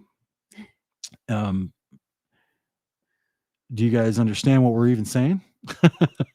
What we're talking about as far as how a human mortal person must be clean to step before the presence of the Father, and that this angel of the presence is just a small dose of the Father's power there to represent the Father so that Israel can practice what it means to step before the Father in reverence.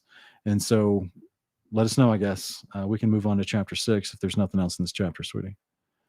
No, I think we wrung every little. Yeah, we circumcised that chapter. Now, the imagine the angel could have just circumcised everybody on his own. He could have just went like this, big hand wave. All the men are circumcised. Could he? I don't know. Do angels have that power? I don't know. All I know, I mean, he's got a big in 2 Samuel. He's got a big sword They've sweeping. got swords. They've got flaming swords. Let me finish. He's got a big sword sweeping over the city, and 70,000 people die in plague. Yeah. He didn't touch each individual person. He swept a sword over the True. city. Okay. True. They have some sort of remote power. Yeah. But I think he wants the people to do it themselves. These people are being like, hey, yeah, we show that you're still reverent to the Father, that you still are part of this group, that you still want to go into the promised land, that you still believe in the promises, that you still have faith in God, you know? Chapter 6, verse 1. Now Jericho was tightly shut up because of all the Israelites. No one went out, no one came in. And the Lord said to Joshua, behold, I've delivered Jericho into your hand, along with its king and its mighty men of valor. March around the city with all the men of war, circling the city one time. Do this for 6 days. Have 7 priests carry 7 ram's horns in front of the ark. Then on the seventh day, march around the city 7 times, while the priests blow the horns. And when there is a long blast of the ram's horn, and you hear its sound, have all the people give a mighty shout. Then the wall of the city will collapse, and all your people will charge straight into the city. So Joshua, son of Nun, summoned the priests and said, take up the Ark of the Covenant and have 7 priests carry 7 ram's horns in front of the Ark of the Covenant. In front of the Ark of the Lord. And he told the people, advance and march around the city with the armed troops going ahead of the Ark of the Lord. And after Joshua had spoken to the people, 7 priests carrying 7 ram's horns before the Lord advanced and blew the horns. And the Ark of the Covenant of the Lord followed them. While the horns continued to sound, the armed troops marched ahead of the priests, who blew the horns, and the rear guard followed the Ark. But Joshua had commanded the people, do not give a battle cry or let your voice be heard. Do not let one word come out of your mouth until the day I tell you to shout. Then you are to shout. So he had the Ark of the Lord carried around the city, circling it once. And the people returned to the camp and spent the night there. Joshua got up early the next morning, and the priests took the Ark of the Lord. And the 7 priests carrying 7 ram's horns kept marching ahead of the Ark of the Lord and blowing the horns. The armed troops went in front of them, and the rear guard followed the Ark of the Lord, while the horns kept sounding. So on the second day, they marched around the city once and returned to the camp. They did this for 6 days. And then on the 7th day, they got up at dawn and marched around the city 7 times in the same manner. That was the one day they circled the city 7 times. After the 7th time around, the priests blew the horns, and Joshua commanded the people, shout, for the Lord has given you the city. Now the city and everything in it must be devoted to the Lord for destruction. Only Rahab the prostitute and all those with her in her house will live, because she hid the spies we sent. We don't even know how many people that was. Yeah. Isn't that amazing? Yeah. Because of Rahab. Right. You know what I mean? Yeah. But keep away from the things devoted to destruction, lest you yourself be set apart for destruction. If you take any of these, you will set apart the camp of Israel for destruction and bring disaster upon it. For all the silver and gold and all the articles of bronze and iron are holy to the Lord. They must go into his treasury. So when the ram's horns sounded, the people shouted. When they heard the blast of the horn, the people gave a great shout, and the wall collapsed. Then all the people charged straight into the city and captured it. With the edge of the sword, they devoted to destruction everything in the city, man and woman, young and old, oxen, sheep, and donkeys. Meanwhile, Joshua told the 2 men who had spied out the land, go into the house of the prostitute and bring out the woman and all who are with her, just as you promised her. So the young spies went in and brought out Rahab, her father and mothers and brothers, and all who belonged to her. They brought out her whole family and settled them outside the camp of Israel. Then the Israelites burned up the city and everything in it. However, they put the silver and gold articles of bronze and iron into the treasury of the Lord's house. And Joshua spared Rahab the prostitute with her father's household and all who belonged to her, because she hid the men Joshua had sent to spy out Jericho. So she has lived among the Israelites to this day, with her father's household, and all who belong to her. So this could have been like 30 people. Yeah. I mean, this could have been serious. That's awesome. Praise God. You know what I'm saying? Like, anybody can get this salvation work. Just come on and convert. You know what I mean? Just feel so bad for her that she's just constantly Rahab the prostitute for I know people all of history after that, you know. I keep hearing people more and more these days try to argue that the word is not supposed to be prostitute. I just don't know. Guys, put some sort of resource in the live chat if you can, where you found that might be a mistranslation of that word or something, but I've never heard any scholar ever talk about that. But if you guys know, just put the resource in the live chat. Yeah, just a bummer to like be a redeemed woman, you know, but then for all of history after your death, like that's what you're remembered as. Yeah, she couldn't continue that profession now that she's grafted into Israel. No, so. and like I know that it's like this great, it's a wonderful story of redemption from a life like that. But I'm like, after she did it, let's remove that label from her there. After she's devoted herself to the Lord, let's call her Rahab the convert. So, verse 26, at that time, Joshua invoked this solemn oath. Cursed before the Lord is the man who rises up and rebuilds this city, Jericho. At the cost of his firstborn, he will lay its foundations. At the cost of his youngest, he will set up its gates. So the Lord was with Joshua, and his fame spread throughout the land. Don't we see something later on about that? Right here, 1 Kings 16. Okay. The guy tries to rebuild it later and fulfills this prophecy. Okay. Yeah.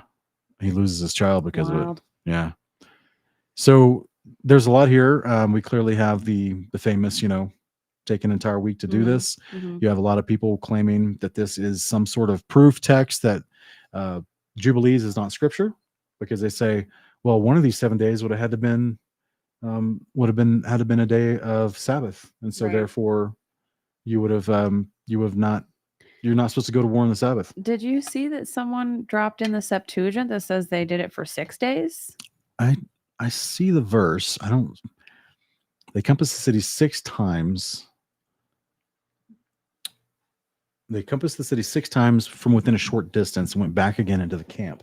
This they did 6 days. I don't know. I think it could just be a wording situation. I don't know if it's. Do you think that it's reading that they did 6 times each day?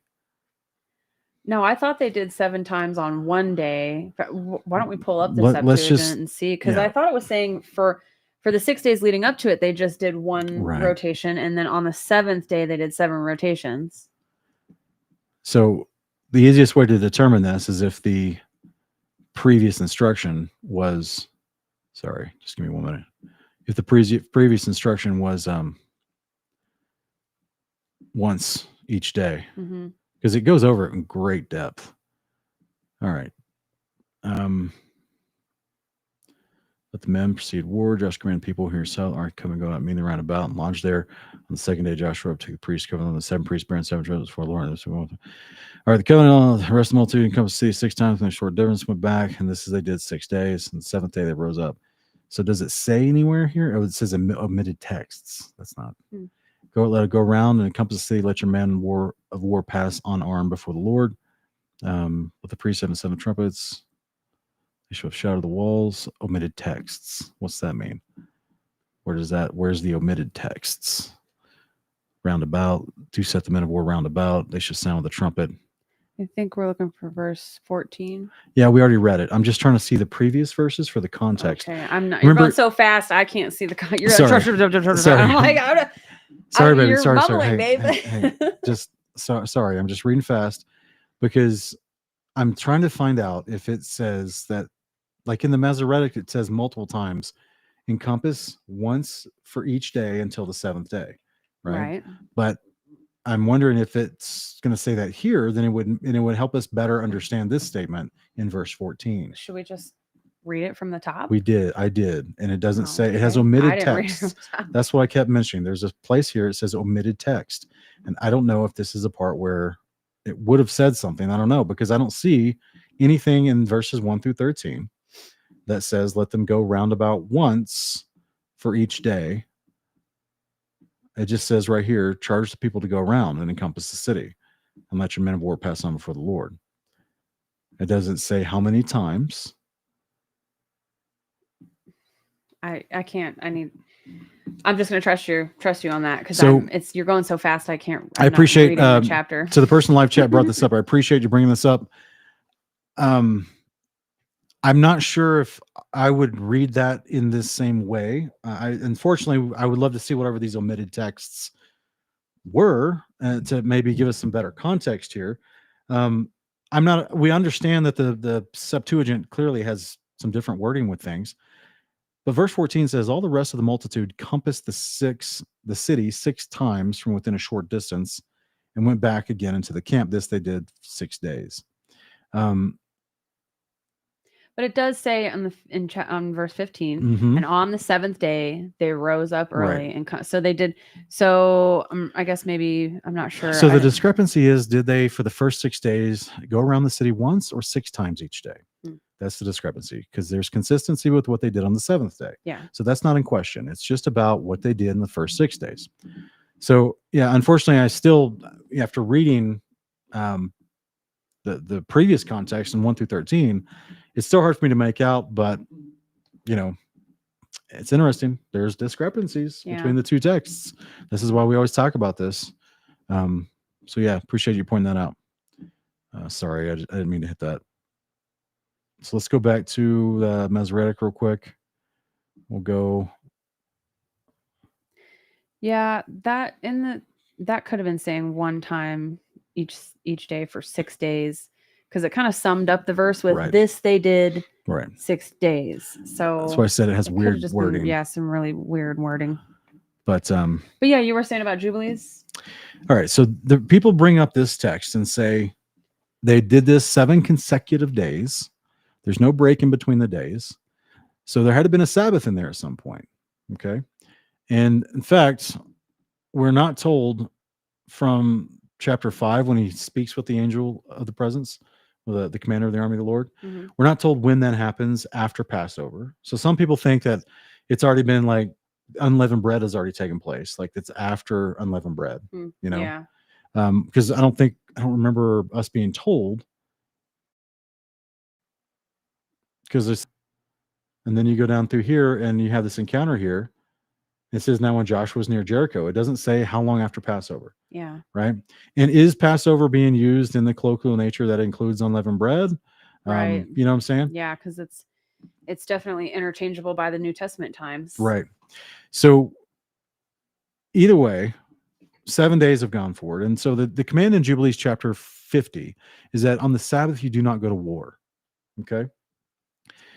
And what's interesting about this is that even when there's 7 consecutive days here, so people think, well, even if it's past unleavened bread and those Sabbaths, there's still going to be a weekly Sabbath in here. Mhm. That these people, no matter, it doesn't tell you when they start this 7-day walk around Jericho, Right. right?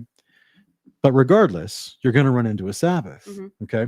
Now, some of the lunar Sabbatarians will say, no, you wouldn't.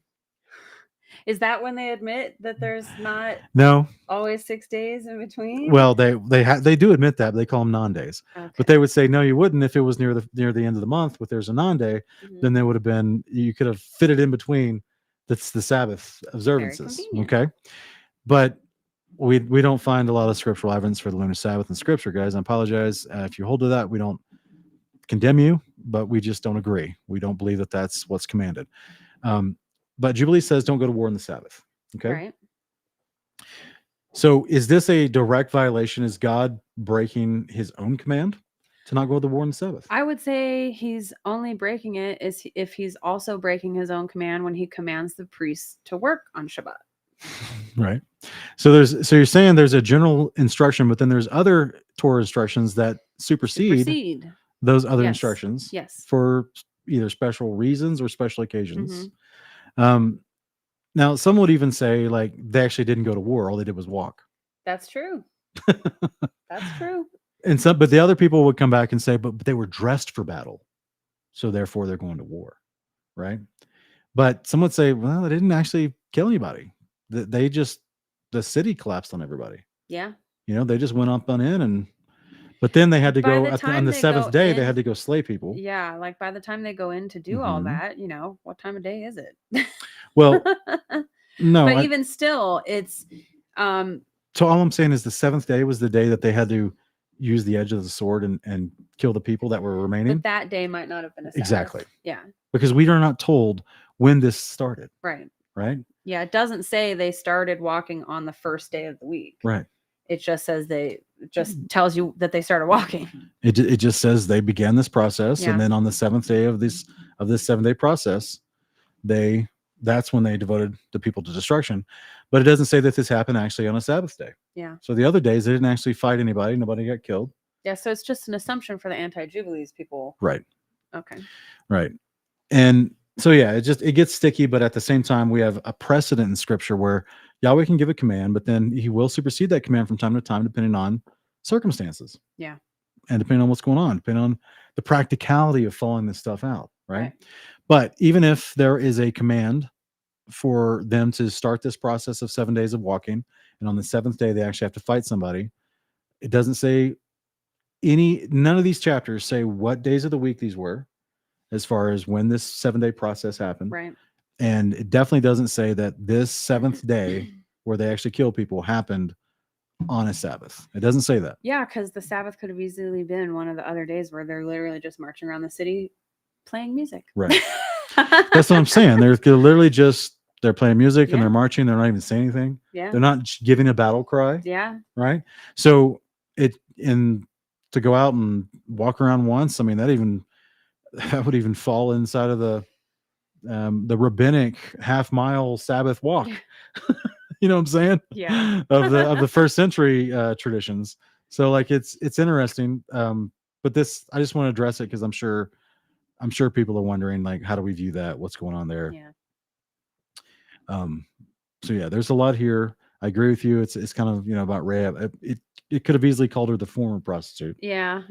Or just at this point, just Rahab. We know, it's Yeah. a very unique name. There's no other Rahab leading up to this point in the book. So yeah, it could have just been just Rahab. I mean, she's given honor. I get all that. I guess, I don't know. I think prostitute has always had a bad connotation to it. So, but yeah, that's just one of the things, like, I always kind of chuckle myself about some of these people that ended up in the book. And it's like, man, I just put myself in those person's shoes. Like, I just can't imagine. I mean, I'm sure they don't know. I guess it's a blessing that the dead know nothing in Sheol, that they're not watching over us. They don't know what's happened since they've left. Yeah. I mean, I don't know. Maybe have people gone down there and maybe come across her in Sheol and be like, oh, hey, Rahab the prostitute. And she's like, what? I did that for like 5 years of my life. Like, I just can only imagine the conversations.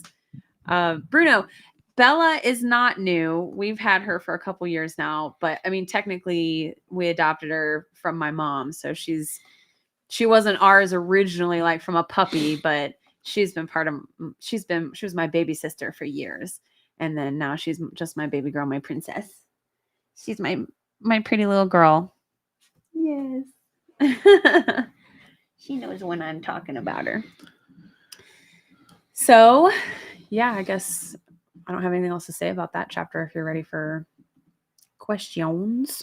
So we just answered this one so see what I'm saying? Yeah. That's why I was addressing it.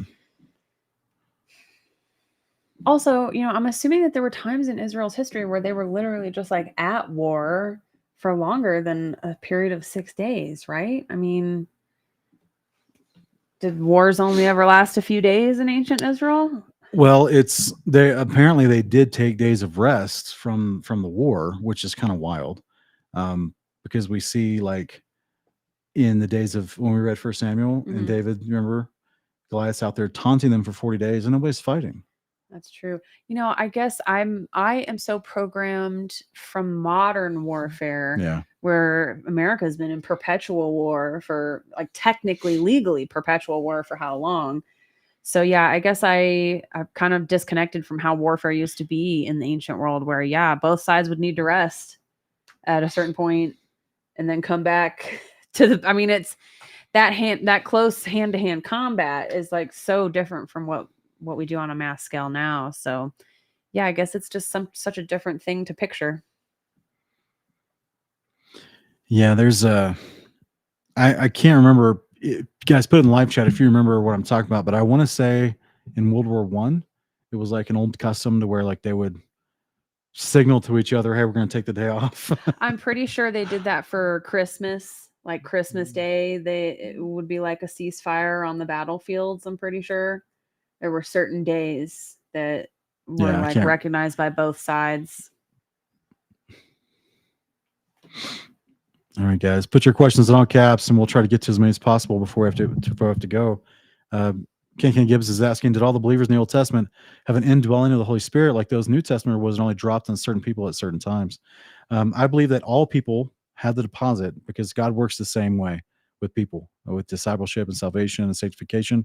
Same instructions for sanctification, same reaction from the Father to give you that deposit of the Holy Spirit. And I believe this is why we see in I think it's Psalm 51. Let me look it up real quick. David is praying about this.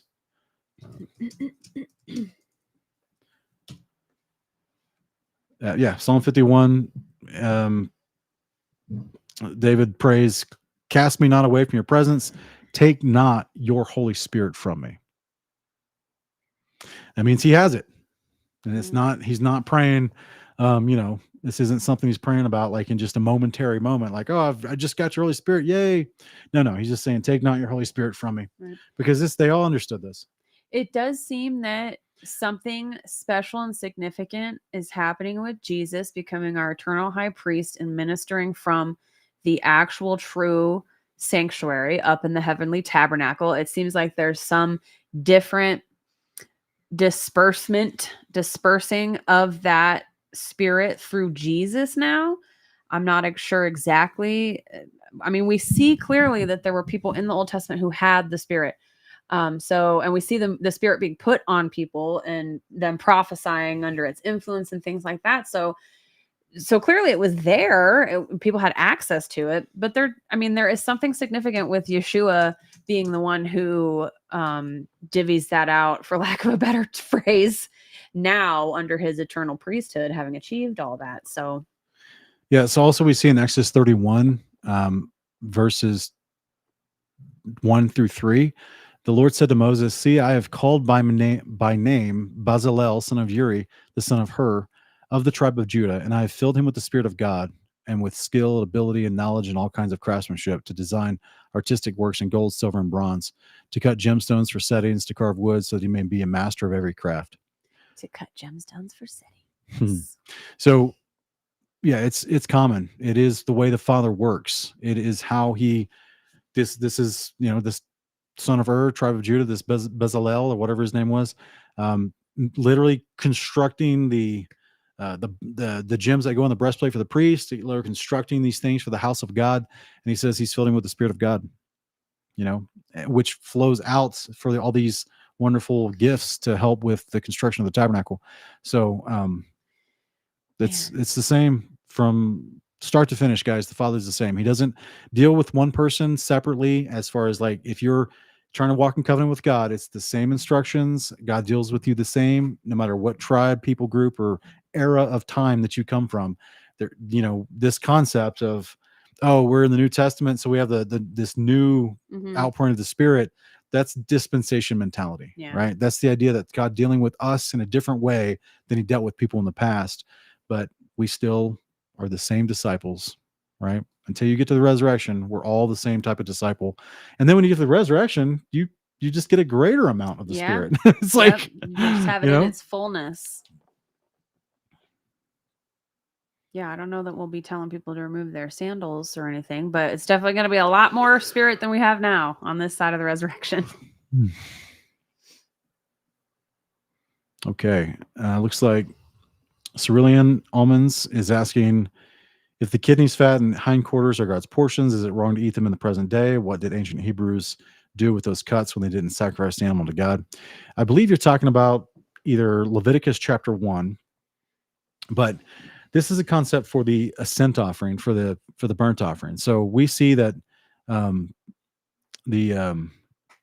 animal is used throughout. I don't have the verses on hand right now. This is kind of a deep cut as far as these specific verses talking about the types of the parts of the animal. But for that particular offering, yes, these are the portions dedicated for the Father when they're included in the context of that offering. As opposed to the people be the priests that would eat other parts of the animal in those contexts of the offerings. That's why it's saying this is God's portion, this is the priest portion, that kind of concept, right? But outside of this, there doesn't seem to be any, outside of that context of the actual priestly sacrifice, it doesn't seem to be any instruction on, like in Leviticus 11:14, it says these are all the clean animals. It doesn't say, oh, by the way, and with the ox, you can only eat this part of the ox. Oh, and by the way, with the deer or with the goat and the lamb, you can only eat this part of it. Don't eat this one, or don't eat this one part. You can have all the rest. So he only delineates it. He only distinguishes it for the priestly offerings. So strictly in the context of the priestly offerings. And just for anyone out there wondering, this would also include tallow. A lot of people in the Torah crowd are into tallow balm and all that kind of stuff, myself included. And some people stumble upon these verses and get really tripped up by them and wonder, can you use tallow? Because tallow is the suet. I mean, it is the fat from specifically around the kidneys. And then did they use that with the red heifer? Did they use that at all in making the soap? Or was it, did they not? Maybe I not. thought the red heifer was a full burnt offering. So the ashes from the whole body of the heifer, bones included, were used for the average person in that water to then go take to that cleanse. cleansing water and purify themselves. So it was the whole animal. But yeah, outside of sacrifices, there's no, I think God is pro using every part of the animal and not letting any part of it go to waste. So just think about the people who think that mankind didn't eat animals before the flood.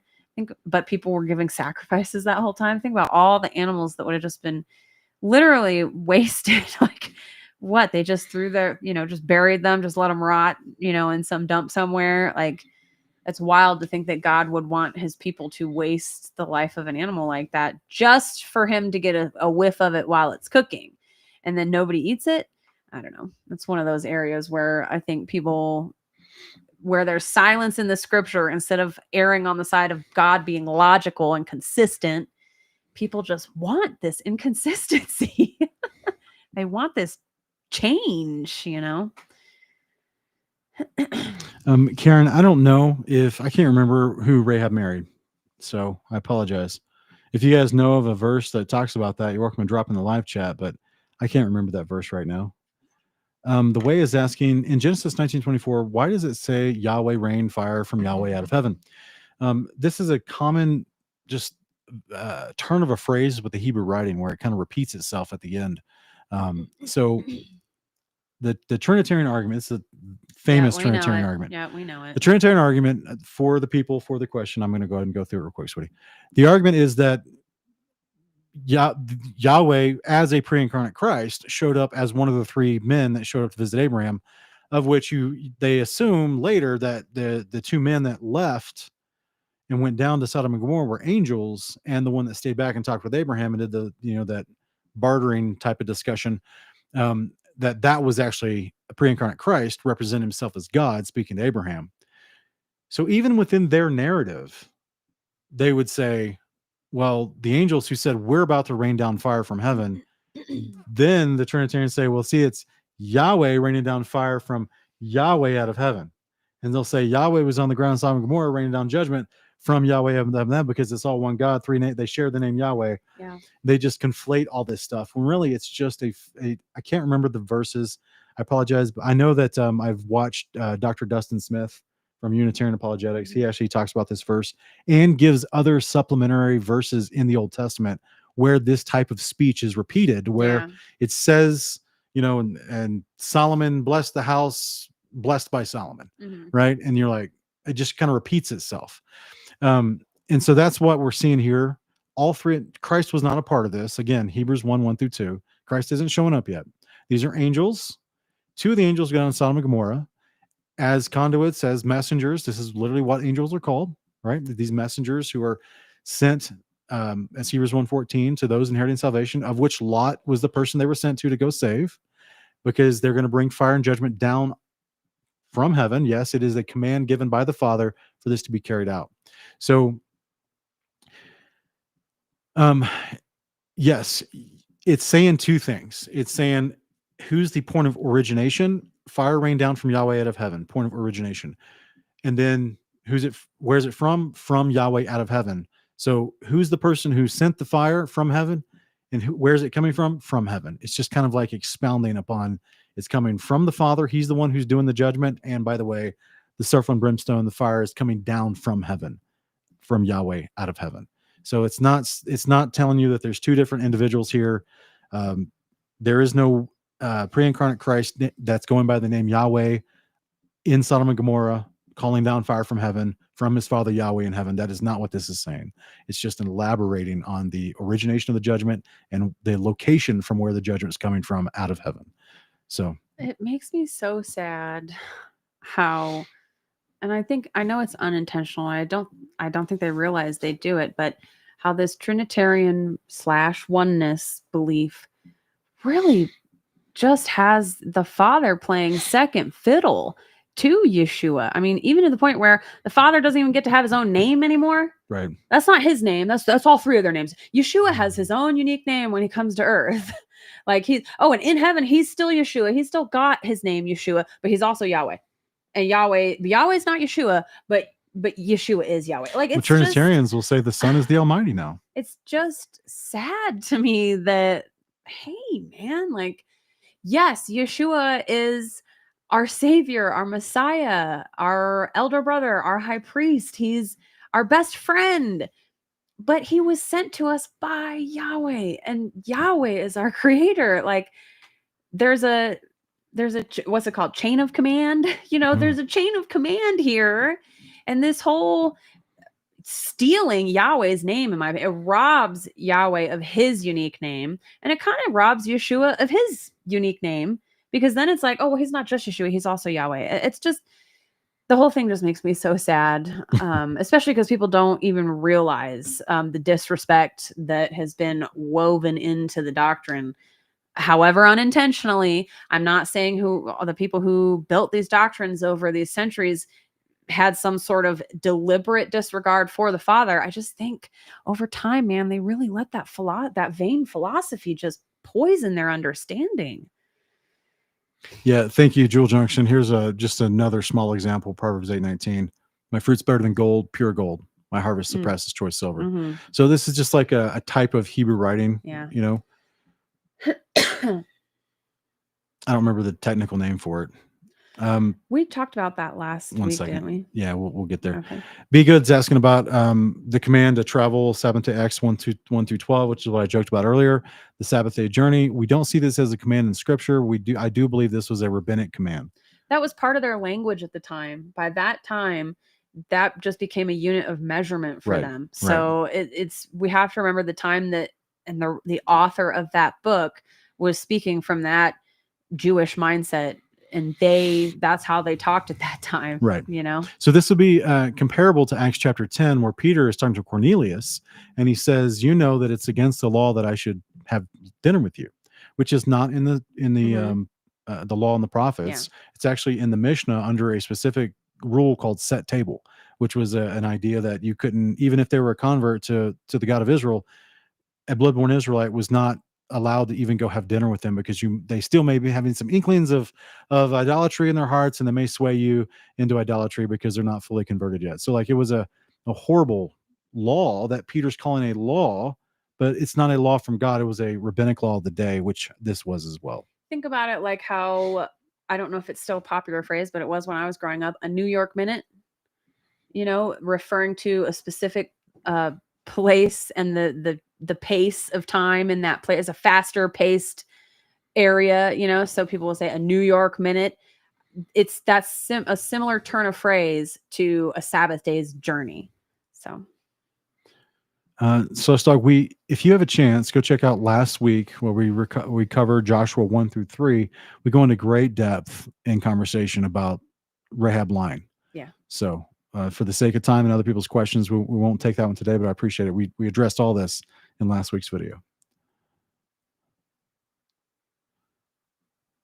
All right. Elo Talks 8185 is asking, can you explain, I say you are gods in John 10, 34, 38. I'm stumped on this part. Thanks for clarifying so much for me. The word gods is a word with a semantic range of use. It has multiple definitions in Scripture. So I'd encourage you to look up the word theos or theon in the Greek for that passage. The equivalent is the word Elohim in the Hebrew, and it has 5 uses in Scripture depending on the context. It can be speaking about the Almighty, it can be speaking about the Son, it can be speaking about angels, both good or bad. It can be speaking about unclean spirits, and it can also be speaking about rulers of men. And that's what Christ is talking about in this moment as he's repeating the concept of that the Israelite leaders, both the chief priests and the elders of the tribe, they became rulers of men, which by technical definition they now have become Elohim. It doesn't mean that they're the Almighty. It doesn't mean that they're an angel. It's just a word for a ruler, and depends on what level of life you're in, depends on what level of rulership that you embody, that would apply to you. So this is why he's saying, to whom the word of the Lord came, I say you are gods. The word of the Lord came to Israel, to which it then assigned priests as rulers and elders of the people as rulers, prophets as rulers. So to some of those men within Israel, they became Elohim as rulership title over the other Israelites, because they're flowing in the command of God's word. So that's what he's talking about there. This has nothing to do with the Trinity. It's exactly the whole concept is him. In fact, this is one of the weirdest arguments that Trinitarians use, by the way, is because he's talking to the Pharisees, who are rulers of the people. Yeah. And he's saying to them, did I not say to whom the word Lord came, you are gods? Yeah. And yet you're mad at me because I call myself the Son of God? Yeah. You know what I'm saying? So he's already drawing their attention to the semantic range of use of the word Elohim applied to different forms of authority. And he's talking to an authority figure. A human authority. So figure. it just, again, this is just when people want to read things into the text, as opposed to looking up the definition of the word. But it's a great question. I appreciate it. Okay. M1000 Black is asking, can you speak on Numbers 15, 32 through 36? Why was he killed?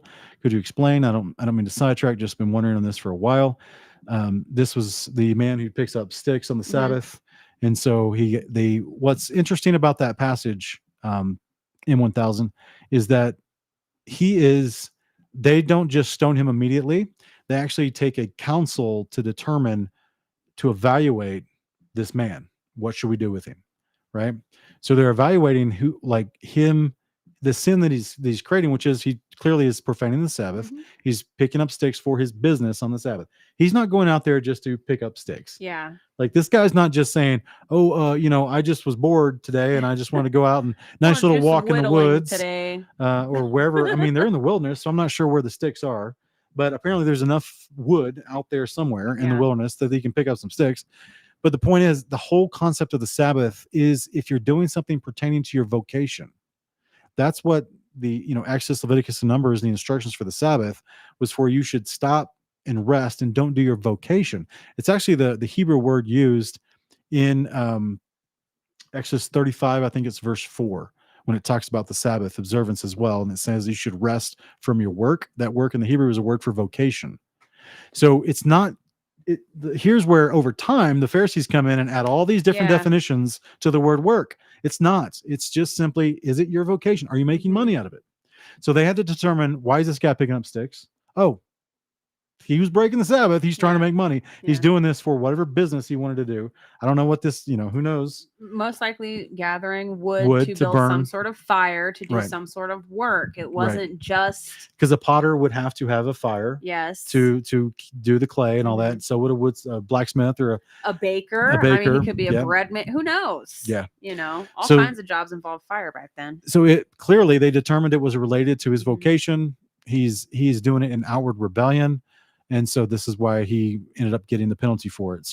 But I think what's important is that they had to come together to discuss it. Yeah. It wasn't just an initial, oh my goodness, we think he's picking up sticks. We think he's working immediately, throw stones at him before he can move. Yeah. It's not what it's not the Pharisees knee jerk stoning. It was a slow, measured, loving, and merciful evaluation process of, all right, wait a minute. People are saying you're picking up sticks. You are picking up sticks? Okay, well, what are you doing that for? Yeah. Yeah, and ultimately he was executed because they were supposed to remove the people from Israel that would cause others to sin. So clearly there was an unrepentant heart here. It doesn't say that they caught him and he's like, oh my gosh, you guys are right. I repent. I'm so sorry. When's the next sacrifice? Let me go get my lamb. No, this is what we call a high-handed sin. Yeah. And this is where I always try to remind people that there are a lot of parts of the Bible where we don't get certain details. There are some areas that are just silent. In that silence, we have a choice. We have a choice to assume God is logical. He's consistent, he's just, and he's merciful. Or we can assume he's just a tyrant who just smotes people arbitrarily, and he's just as an unmerciful, unloving God. He's in the silence of certain things, we can assume he's not consistent or he changes his ways. I always encourage people to err on the opposite side, err on the side of God is logical, God is consistent. God does not change his ways. He's just and he's merciful, and he doesn't just do things just to scare other people. Yes, he will make an example of a person, but that person who's made an example of deserves it. They hit certain qualifiers and they deserve it. So that's one thing that I think both in Torah and in the mainstream crowd, people end up suffering from. The biggest one I believe that people suffer from is the assumption in the areas of silence when it comes to divorce and marriages with men who abuse their wives, because there's no explicit verse that says a woman has a right to a divorce if her husband is beating her, and for how long that silence has been abused by men who are okay with other men abusing their wives. And so they will walk around and say, you don't have a right to leave your husband if he's abusing you. Your husband has a right to abuse you. No scripture says he can't discipline you. Like there are actual movements of people out there who have that kind of heart and attitude and think that that's in line with God's heart and attitude, because in the silence of the passage, they choose to err on the side of God being unjust and being okay with his daughters being abused, you know? So I just always want to encourage people. Our God is logical. He's just, he's merciful, he's consistent. You know, he expects people to not beat their animals. Right. Okay. So, but then we're going to go over here in the silence and say, oh, but if he's beaten his wife, she doesn't have any rights. You know, I just want to encourage people. I'll get off my soapbox. Thank I think you. I'm done. But it's a decent point, but I get it. I think that I love your advice that we should err on the side that God is just and loving before we assume that he's erratic and providing contradictory or unjust instructions. Yeah. Right. So this is why we always encourage you to look for context, right? So what I was trying to explain was the idea that they had a process by which they would evaluate someone, especially if it's a sin unto death, like the death penalty. This is where the elders that would investigate the matter, the priests that would come together, they would investigate what's going on. So it wasn't just it wasn't what you see in the Gospels where it says, oh, and they picked up stones to stone him. Yeah. As if before even taking him before the elders to be evaluated, Right. or the Sanhedrin to be evaluated, like it was a very corrupt version of justice that was happening in the days of Christ. And so we have to remember, that's why we got to go back and read the front of the book to get all of our context and definitions. And then we see how it's being abused or not followed in the other parts of the book. Right. So Ken Gibbs is asking, will the children of the nations that were told to be destroyed in the resurrection? What about if they have tainted DNA? So first question, will the children of the nations be in the resurrection? That's up to Christ. I believe it's possible. Depends on their circumstance. It's possible. The tainted DNA thing, I don't think is a hindrance to, remember, you don't get this body back. Mm-hmm. You get a new body at the resurrection. So if the Son judges you as innocent because you were, a 5-year-old child and you grew up amongst the Canaanites and you got hit with a flaming arrow because the Canaanites were warring with each other once again, and you died in the collateral damage. If Christ chooses to resurrect you, which I lean on the side that he would, because you're innocent still, and you didn't choose to be a Canaanite at 5 years old, right? Same thing with stillborn babies, same thing with abortions, same thing with all that. So I believe that I would lovingly like to believe and say that he's erring on the side of the innocents, that they will take part in the resurrection to eternal life and show them that mercy. But as far as the tainted DNA, you have to remember that they're still human. So the concept of the unclean spirits is a unique group. Okay. We talk about the unclean spirits who were birthed from the rebellious watchers taking human wives, but they did not have human babies. They had spirits that were birthed out of these children. Yes, they had outer shells of flesh, if you will. This is why once their bodies died, they're a disembodied spirit, but they didn't have a man, was not birthed. Mankind was not birthed from this unholy union. Spirit kind was. And this is why they're called unclean spirits, in that they are not offered salvation. Only that group is not offered salvation as far as redemption. Mankind is, just because someone may have given you growth hormones during gestation and you're now 9 feet tall, that doesn't disqualify you from the resurrection. Okay. Those people can repent just the same as anybody else. Yeah. Their spirit goes down to Sheol when they die. It doesn't wander the earth. Yes. They're not unclean spirits from before the flood. They're birthed of mankind as a man, just a bigger man. And yes, they would call bigger men Nephilim, because that was a word transliterated from the Gigantes. We understand what that is, but there's actually, if you, I saw a rabbi one time showing the difference in the Hebrew between the word Nephilim used in Genesis 6 before the flood versus the word Nephilim used in Numbers 13 after the flood, and that there's a slight spelling difference in the Hebrew text. So I thought that was interesting, and it could be because it's denoting these are not the same. Yeah, they're still big, they're still giants, they're still not normal, but the ones before the flood were considered the unclean spirits. Nothing after that is ever called an unclean spirit that's birthed from the womb of a woman ever again. It's only that group from before the flood. So that's where I would say be encouraged that the Father is going to err on this side through his Son's judgment. I believe the Father is going to err on the side of mercy for these children that are destroyed in collateral damage or in horrific child sacrifice or in, just pick your bad circumstance,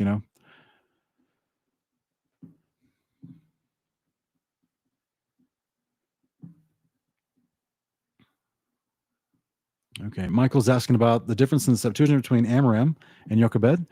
Mesoretic says Jochebed is Amram's aunt. Like Septuagint says Amram's cousin. So yeah, I haven't looked at the difference, brother. I appreciate the rabbit trail. I'll have to try to check that out and do some research into that if possible. But unfortunately, there are differences between the two texts. This is why we talk about this a lot. There's a Genesis 5, Genesis 11. There's a mass difference in the genealogy of the ages of these patriarchs and when they lived and died, which is not cool. Mhm. Now, this is why when we did Honor of Kings season 3, I can't remember the quote, but there's a quote that we found from a church father. I think it was around the 4th century, and he's talking about his theory was the Jewish rabbis had intentionally changed. Excuse me. You're okay. Thank you. The Jewish rabbis had intentionally changed some of these texts to discredit them in favor of translations they liked. Mm. So that was an early church father making that claim way back in the day. Yeah. And that's in addition to Justin Martyr's claim about the Jewish leaders of the 2nd century removing prophecies of Christ because they didn't like those in the Septuagint. So essentially, they did not like the Septuagint in general. Yeah. This is why in the 1st century, before the 1st century was over, if I'm remembering correctly, the Jewish leaders commissioned 2 or 3 different Septuagints to be transcribed because they didn't like the one that was being passed around and used so much. And then we have the claim of Justin Martyr in the 2nd century that they're taking out prophecies of Christ to hide Christ. Mm-hmm. Then we have Rabbi Akiva, the history of him, who intentionally hiding books that he didn't think people should read and that he didn't want people to read. These are books that talk about Christ. Yeah. And then you have the 4th century guy that I just tried to mention, can't remember his name right now, who's talking about Augustine. I want to say maybe it's Origin. No, it's not Augustine. Augustine would have swallowed everything you'd thrown at him. Augustine would have just been like India, China, Greece, any Gnosticism. I'll take it all. Let's push it all together and let's make something new. So no, not Augustine, but it was a guy that was saying there's something not right here. I can't remember the quote, but he was saying there's something not right here, and it seems that the Jewish leaders have changing parts of the text.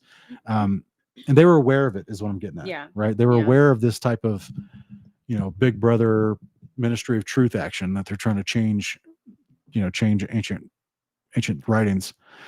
So anyway, there's history there. I don't have all the details in front of me. I apologize to give you the best answer. And I have not noticed this difference between the two texts, so I'd have to research it.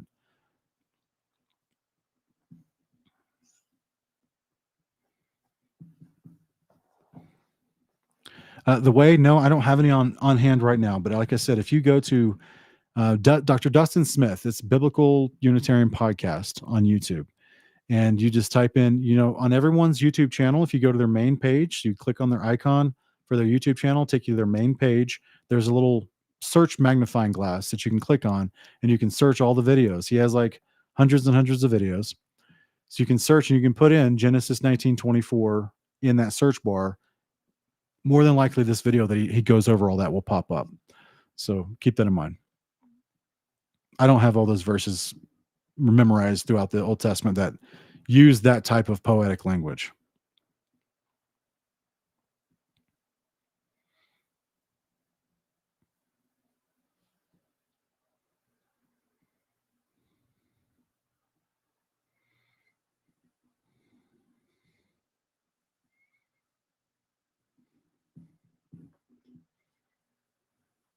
Yeah, that's right, Tracy Jones. This is a common tactic all throughout Satan's history.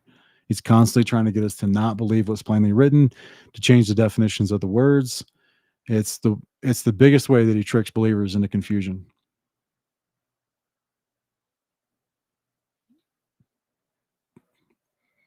All right, Mashaikim is asking, who do you believe potentially killed Nimrod? I know it's not exactly known. Jasher says Esau. Some say Shem. Armenians say Hech ben Togarmah or Ben Gomer. That's a long name. I don't know, brother. I really don't know. I mean, obviously the Egyptians claim it was Set. The Hebrew Masoret or the Hebrew Midrash within the Talmud, under the guise of Jasher, they claimed it was Esau. I really don't know, brother. I apologize. I found a couple verses for people.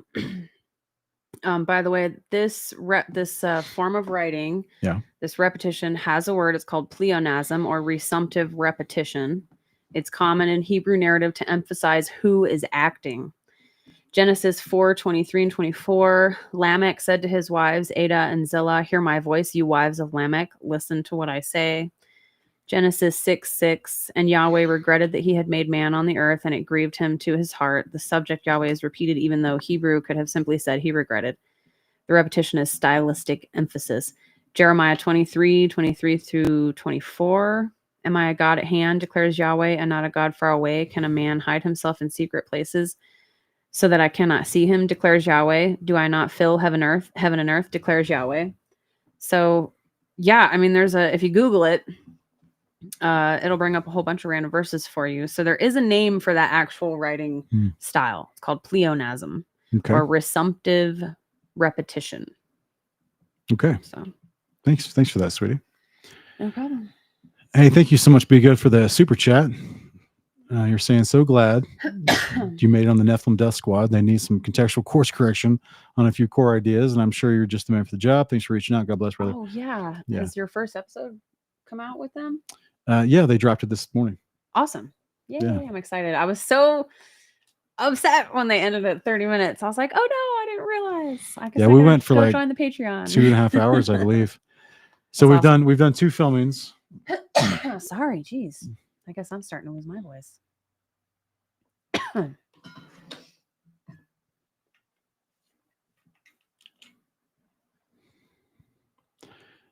Yeah, Artur, I think I'm saying your first name right, maybe. Arturam. It is the first book of Adam and Eve, and it talks about Satan rebelling before Adam was even sent to the earth. So this is we've reviewed that book on Honor of Kings season 3. I believe it was literally the first episode of that season. It's in our playlist here on Kingdom in Context. You're welcome to check it out. And we go through not just that statement or that false statement about when Satan rebelled and taking the third of the angel and that kind of stuff, but also the other theological inconsistencies within the first and second book of Adam and Eve. And so we do not consider those inspired writings at all. They don't have a manuscript chain of custody beyond the 5th century AD, and they have a lot of contrary doctrine that's stated in there. One of this is what you're repeating right here. So, hey, thank you so much, Cerulean Almonds. Thank you so much. I appreciate that. Character writing a firework rocket disappearing away before bursting in the sky. Yeah, so on YouTube it actually shows the animation. Thank you so much for the super chat. That's amazing. Thank you. Very generous. And Cam Gibbs, thank you so much for your super chat as well. We're not watching this on YouTube, so we don't see the animations, but they sound amazing. I saw them on my. Okay, nice. Yeah. Really appreciate your generosity. Thank you.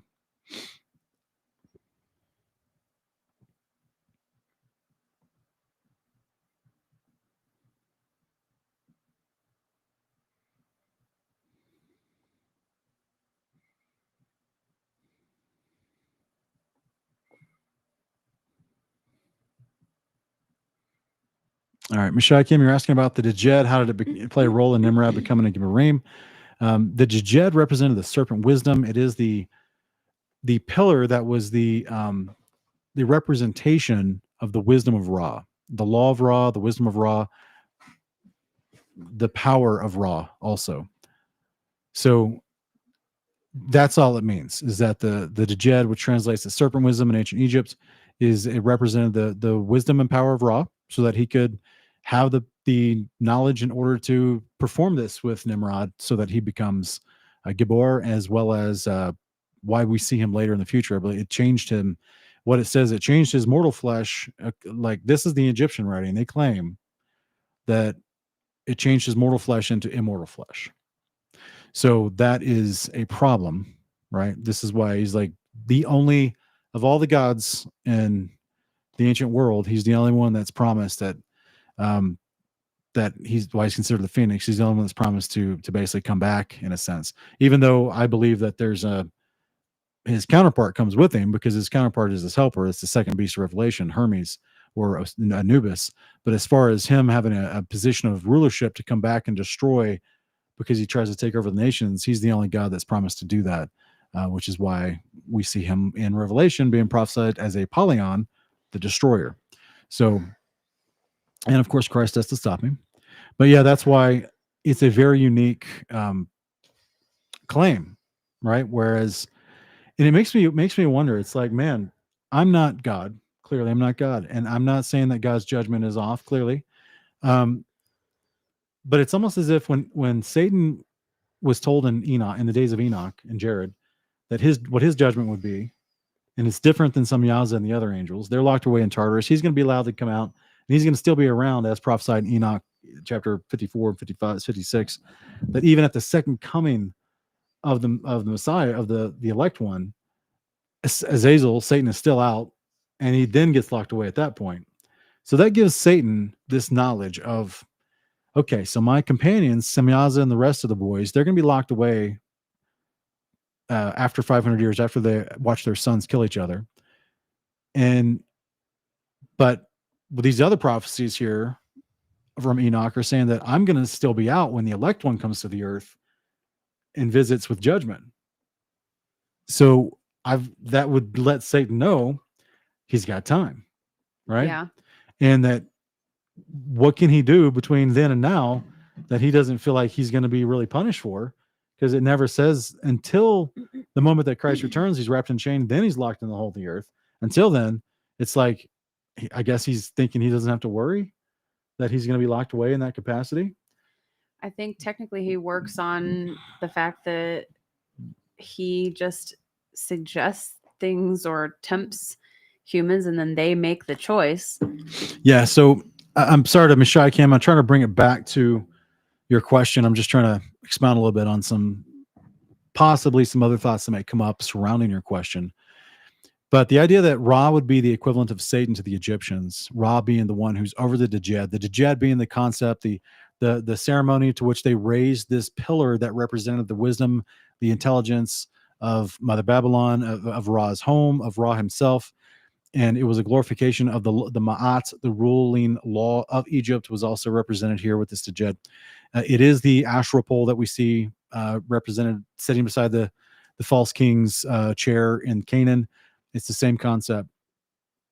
So the Djed itself didn't specifically do anything, but it represented the power, the wisdom of Ra to do those things. And did Ra specifically do those things, or did he have other people like Hephaestus, which was supposed to be the guy who built his house, and it was his greatest engineer, or was it Anubis, his chief magician? Was he the one that used that wisdom Ra gave him in order to do this to Nimrod? We don't know. We just don't know. But it's fun to speculate, but we just don't know.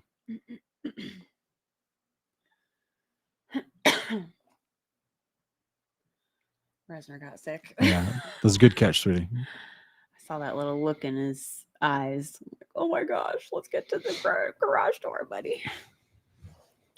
Yeah, CWS channel. The concept in Genesis 6:5 of God repenting is that he was remorseful, he was sorrowful.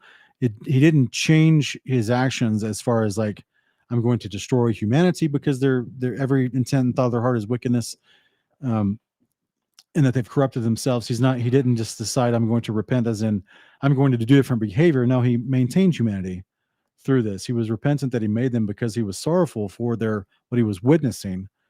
That's the use of the Hebrew word in repented. It's not the idea that he was doing wickedness and had to change and now do something righteous, which is usually the use case of the word repented in modern English when it refers to us, right? So this is more of him just being sad, basically emotionally sad, because he's witnessing mankind being corrupted by their own sin, their own desire to follow the ways of the Nephilim and the unclean watchers, or the rebellious watchers.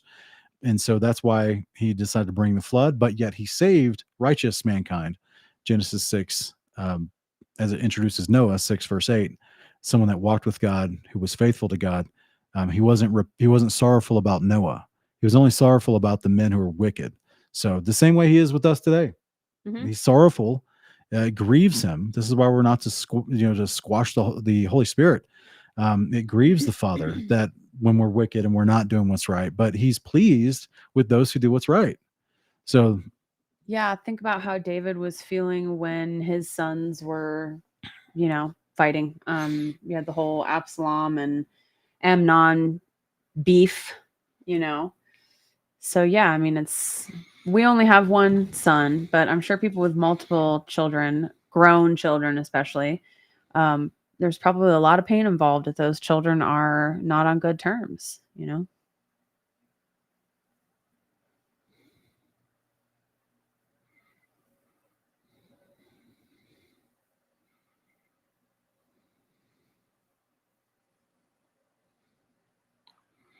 okay, John 1970 is asking when it says Satan must be released to do you think it's because he paid for his sin for 1,000 years, then he does do the unforgivable sin? I don't know. I'll be honest with you, man. I'm always I'm always trying to be honest with you, but sorry, stupid turn of a phrase I need to remove from my vocabulary. Um, I just don't know. I don't know. I would assume that there is some sense of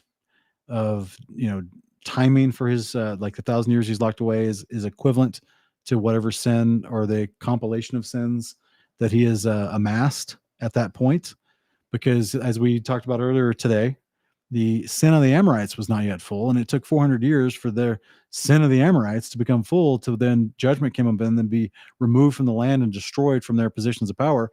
But the people that were sinning when that statement was first made in the days of Abraham, they lived the rest of their life and died and did not receive judgment. But later, the Amorites as a people, collectively continuing in that behavior, received judgment to root out those people from the father's land and that behavior from the land. But it took place in a specific generation. So the idea of that, the sin of the Amorites as a collective idea of their sin building up to a point of judgment, is a unique idea. With Satan, he's a single individual. He has been collectively building up his sins for a long time, Yeah. and it seems as if there is a final point where he's locked away, completely away from any influence in humanity. My belief is that at the coming of the Son of Man, at the second coming of Christ, the unclean spirits are destroyed in the lake of fire at the beginning of the millennial reign. So you're not going to have those on the earth either. And so this way, mankind is just free from all this outside spiritual influence of deception and corruption. And it's easier for them to live in peace and follow God's ways, as they'll be governed by Christ from within the New Jerusalem. And so I think it's, I don't know, he's always done the unforgivable sin, by the way. I think it's just, how do I put this? I think he's let out. I'm speculating. The text doesn't say this. I'm speculating. The text doesn't say this. I think he's let out for the sense of the people that are at the end of the millennial reign, who've been, all these people that have been born throughout the millennial reign have not been tempted by unclean spirits or by Satan. And he's let out to provide people with an option to choose obedience to God, people that have never had the option to not choose it, in a sense, if I could say that right. Clearly they have their own free will. I'm just meaning like the conditions during the millennial reign are so good. We've never experienced those conditions yet. Yeah. They're so good in the millennial reign that these people of the nations living outside the New Jerusalem that are still mortal, that are still living their lives and dying, without having to resist the temptation of Satan or unclean spirits, it's going to be much, much, much easier for them, right? But it seems as if at the end of the millennial reign, the Father's like, all right, well, even these people need an actual test of obedience. Yeah. Right? Yeah. And Satan's let back out. He does deceive some, not all, but he does deceive some who do not make that test. Because he says in Deuteronomy that he will test you to see if it's in your heart to keep his commandments. That's right. Yeah. So that's where Satan seems to serve a purpose, if you will. Yeah. Um, He's a means to an end. But I would say that he's not paying for his sins for 1,000 years while he's locked up, because the There's wages no of atonement. sin is death. Yeah. Him paying for his sins is when he's thrown into the lake of fire. Otherwise, all the people who've been in Sheol since Abel, basically, would all have been just paying for their sins down there. That's not described anywhere in the Bible. That's more of a Catholic purgatory concept of some sort of, purifying or penance or payment period after death before you enter into either heaven in their line of thinking. So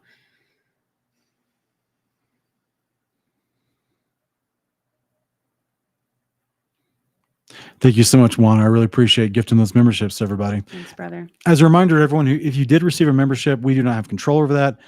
YouTube just randomly hands those out. But if you did receive a membership, you have now access to all of our additional content here on YouTube, all the members videos. So hopefully you enjoy those. If you want to continue supporting us after that, you have to re-sign up on your own.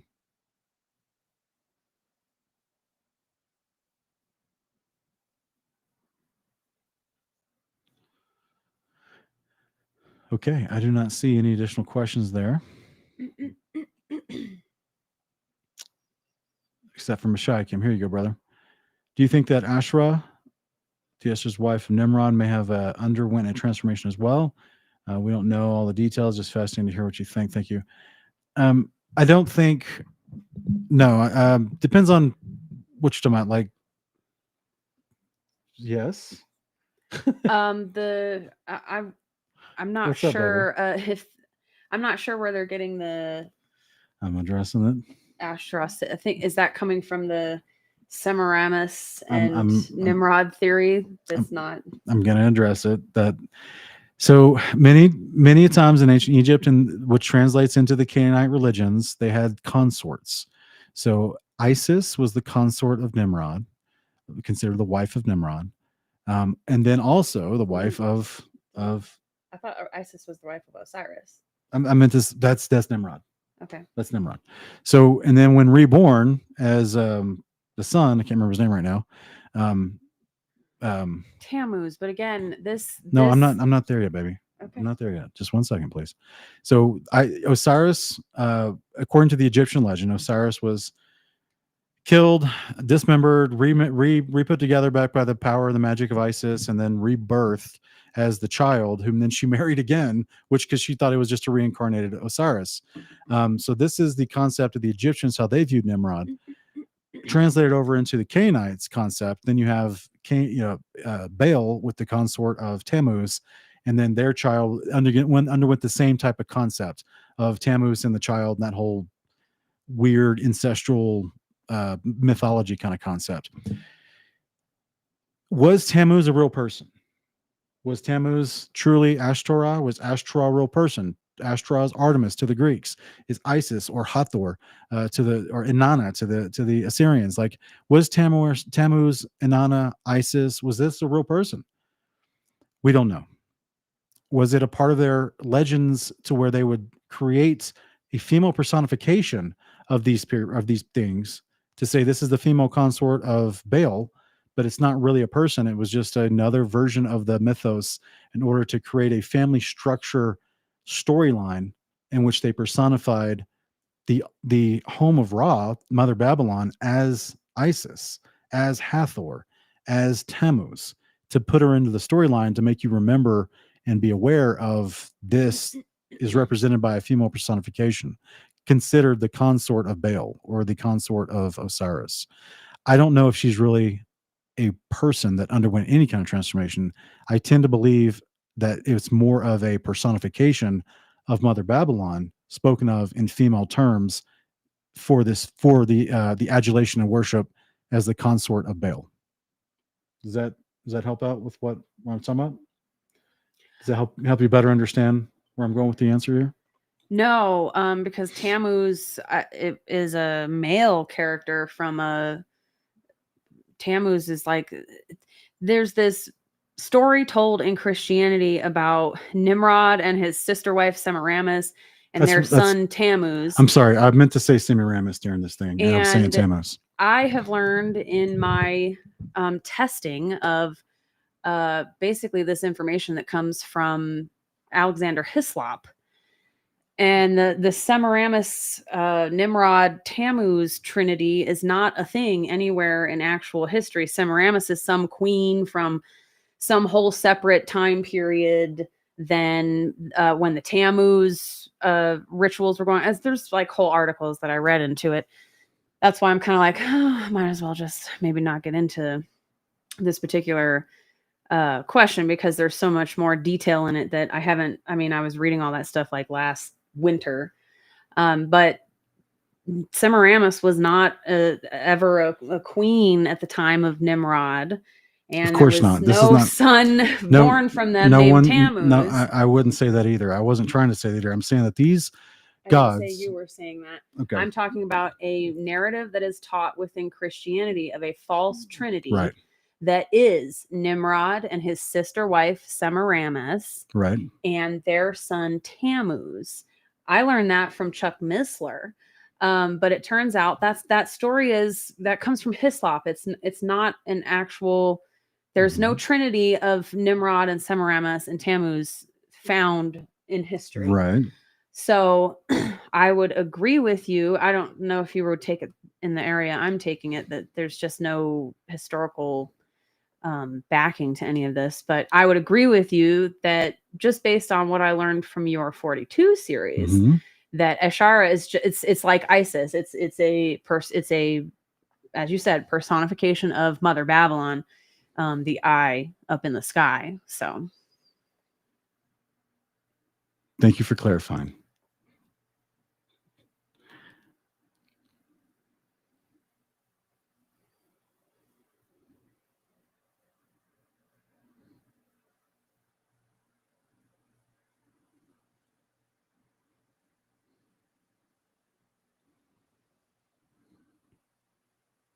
All right. I don't see any other additional questions here.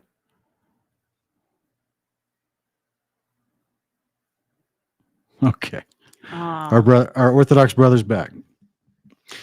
our not necromancing Right. Orthodox brother.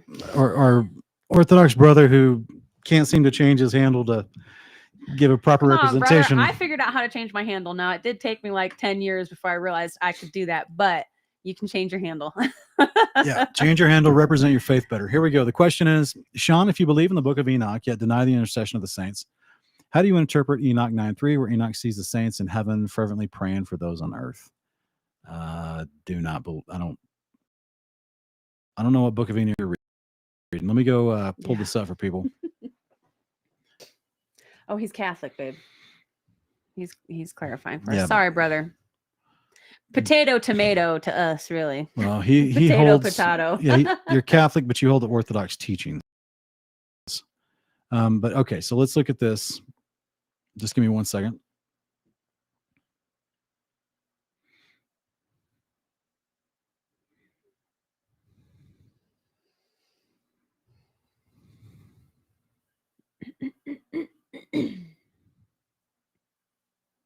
Okay. All right. So I'm not sure what version of Enoch you're reading, but that's not what Enoch 9:3 says. Okay. So Enoch 9:3, let's make it big for everybody to see it better. It says, and now to you, the holy ones of heaven. So, and now to you, the angels, Mm-hmm. the souls of men make their suit, saying, bring our cause before the Most High. So the souls of men cry out, making their suit. The angels hear the cries and the prayers of people on earth and are relaying it to the mighty one in heaven. This is the context of Michael, Raphael, Gabriel, those guys, seeing the lawlessness and the bloodshed happening on earth, and the earth made without inhabitant cries. The voice of their crying rises to the gates of heaven. And now to you, the holy ones, the angels just mentioned, hearing the cries of the lawless, the souls of men are making their suits. So this is not men in heaven praying intercessory for men on the earth. That's not, Enoch does not teach that. That's not what the text says, my brother. And if there were souls in heaven all the way back at the time of Enoch writing this, then how do you reconcile Yeshua saying no one has ascended to heaven except him who has descended? He's got the wrong verse. Sure seemed like a verse. Sure seemed like an accurate verse to what you're asking. Though. I mean, really though, if there were men's souls floating up to heaven all the way back then what's Jesus talking about with saying no one's ascended up there yet? So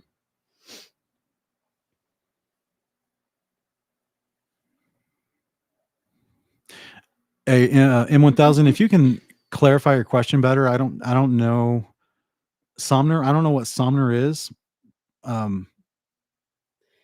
Someone to eternity in fire. He's just asking about annihilation versus eternal burning.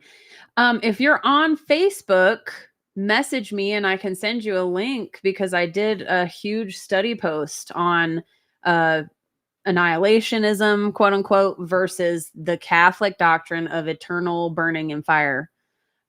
This person is asking, how does I understand what they're asking. I definitely, I appreciate you being willing to go that extra length, but I can actually answer his question here now. Oh, okay. I thought you Is were that gonna saying you f- didn't is- understand the question. No, if that's what he's talking about, I know how to answer this question, but I Okay. wanted to make sure I know what he's talking about, Okay. so that I use my time wisely and don't Okay. answer something he's not asking. So in 1000, Matthew 10:28, it's very simple, bro. Body and soul are destroyed in the lake of fire. Nothing's left of you. You don't perpetually reanimate your body for it to be burned over and over again. Once it's destroyed, it's done. Body and soul are destroyed. This is the context of Matthew 10:28.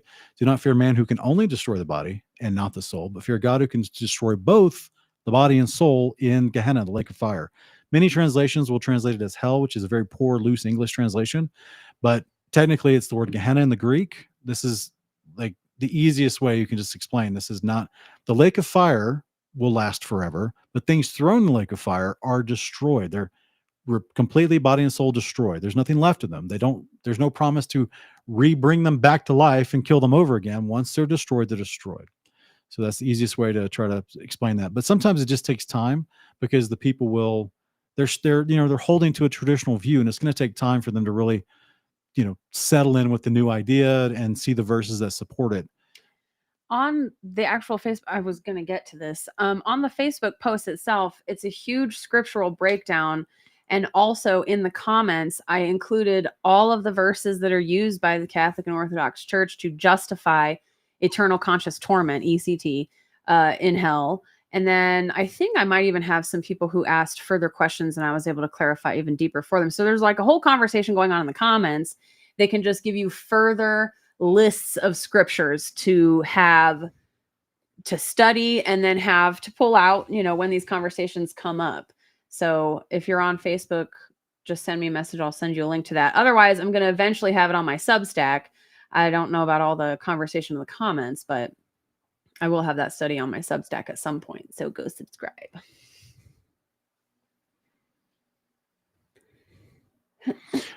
Okay. Thank you, Necro, for clarifying. I guess you have another verse you want to address, and let's address it.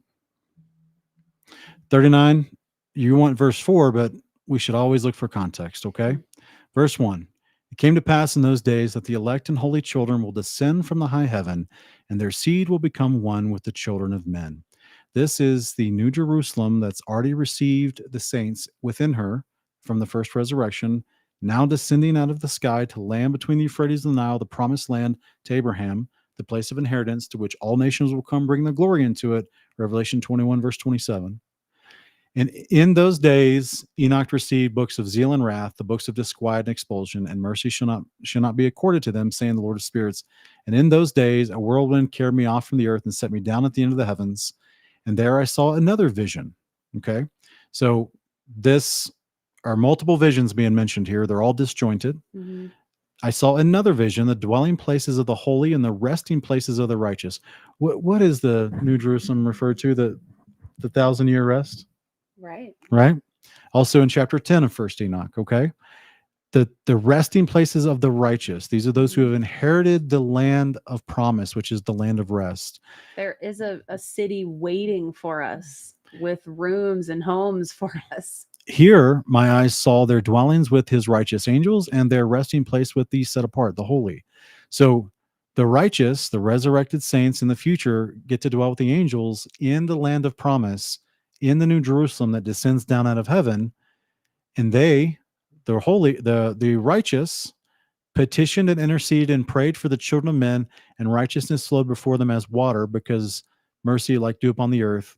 Therefore, it is amongst them forever and ever. So this is all in the kingdom. This is millennial reign, kingdom promises when about we're ministering. The resurrected saints living in the New Jerusalem also living amongst the angels. This is also in chapter, I believe, 42, where it talks about the houses of the angels and the elect and righteous that Enoch is seen in the New Jerusalem. He's seen them in the Garden of Promise, which Revelation 2:7 is we get to eat fruit from the tree of life in the garden of God. It's called the paradise of God in some translations. The Greek is the garden of God. This is a kingdom come millennial reign context of the resurrected saints living inside the New Jerusalem.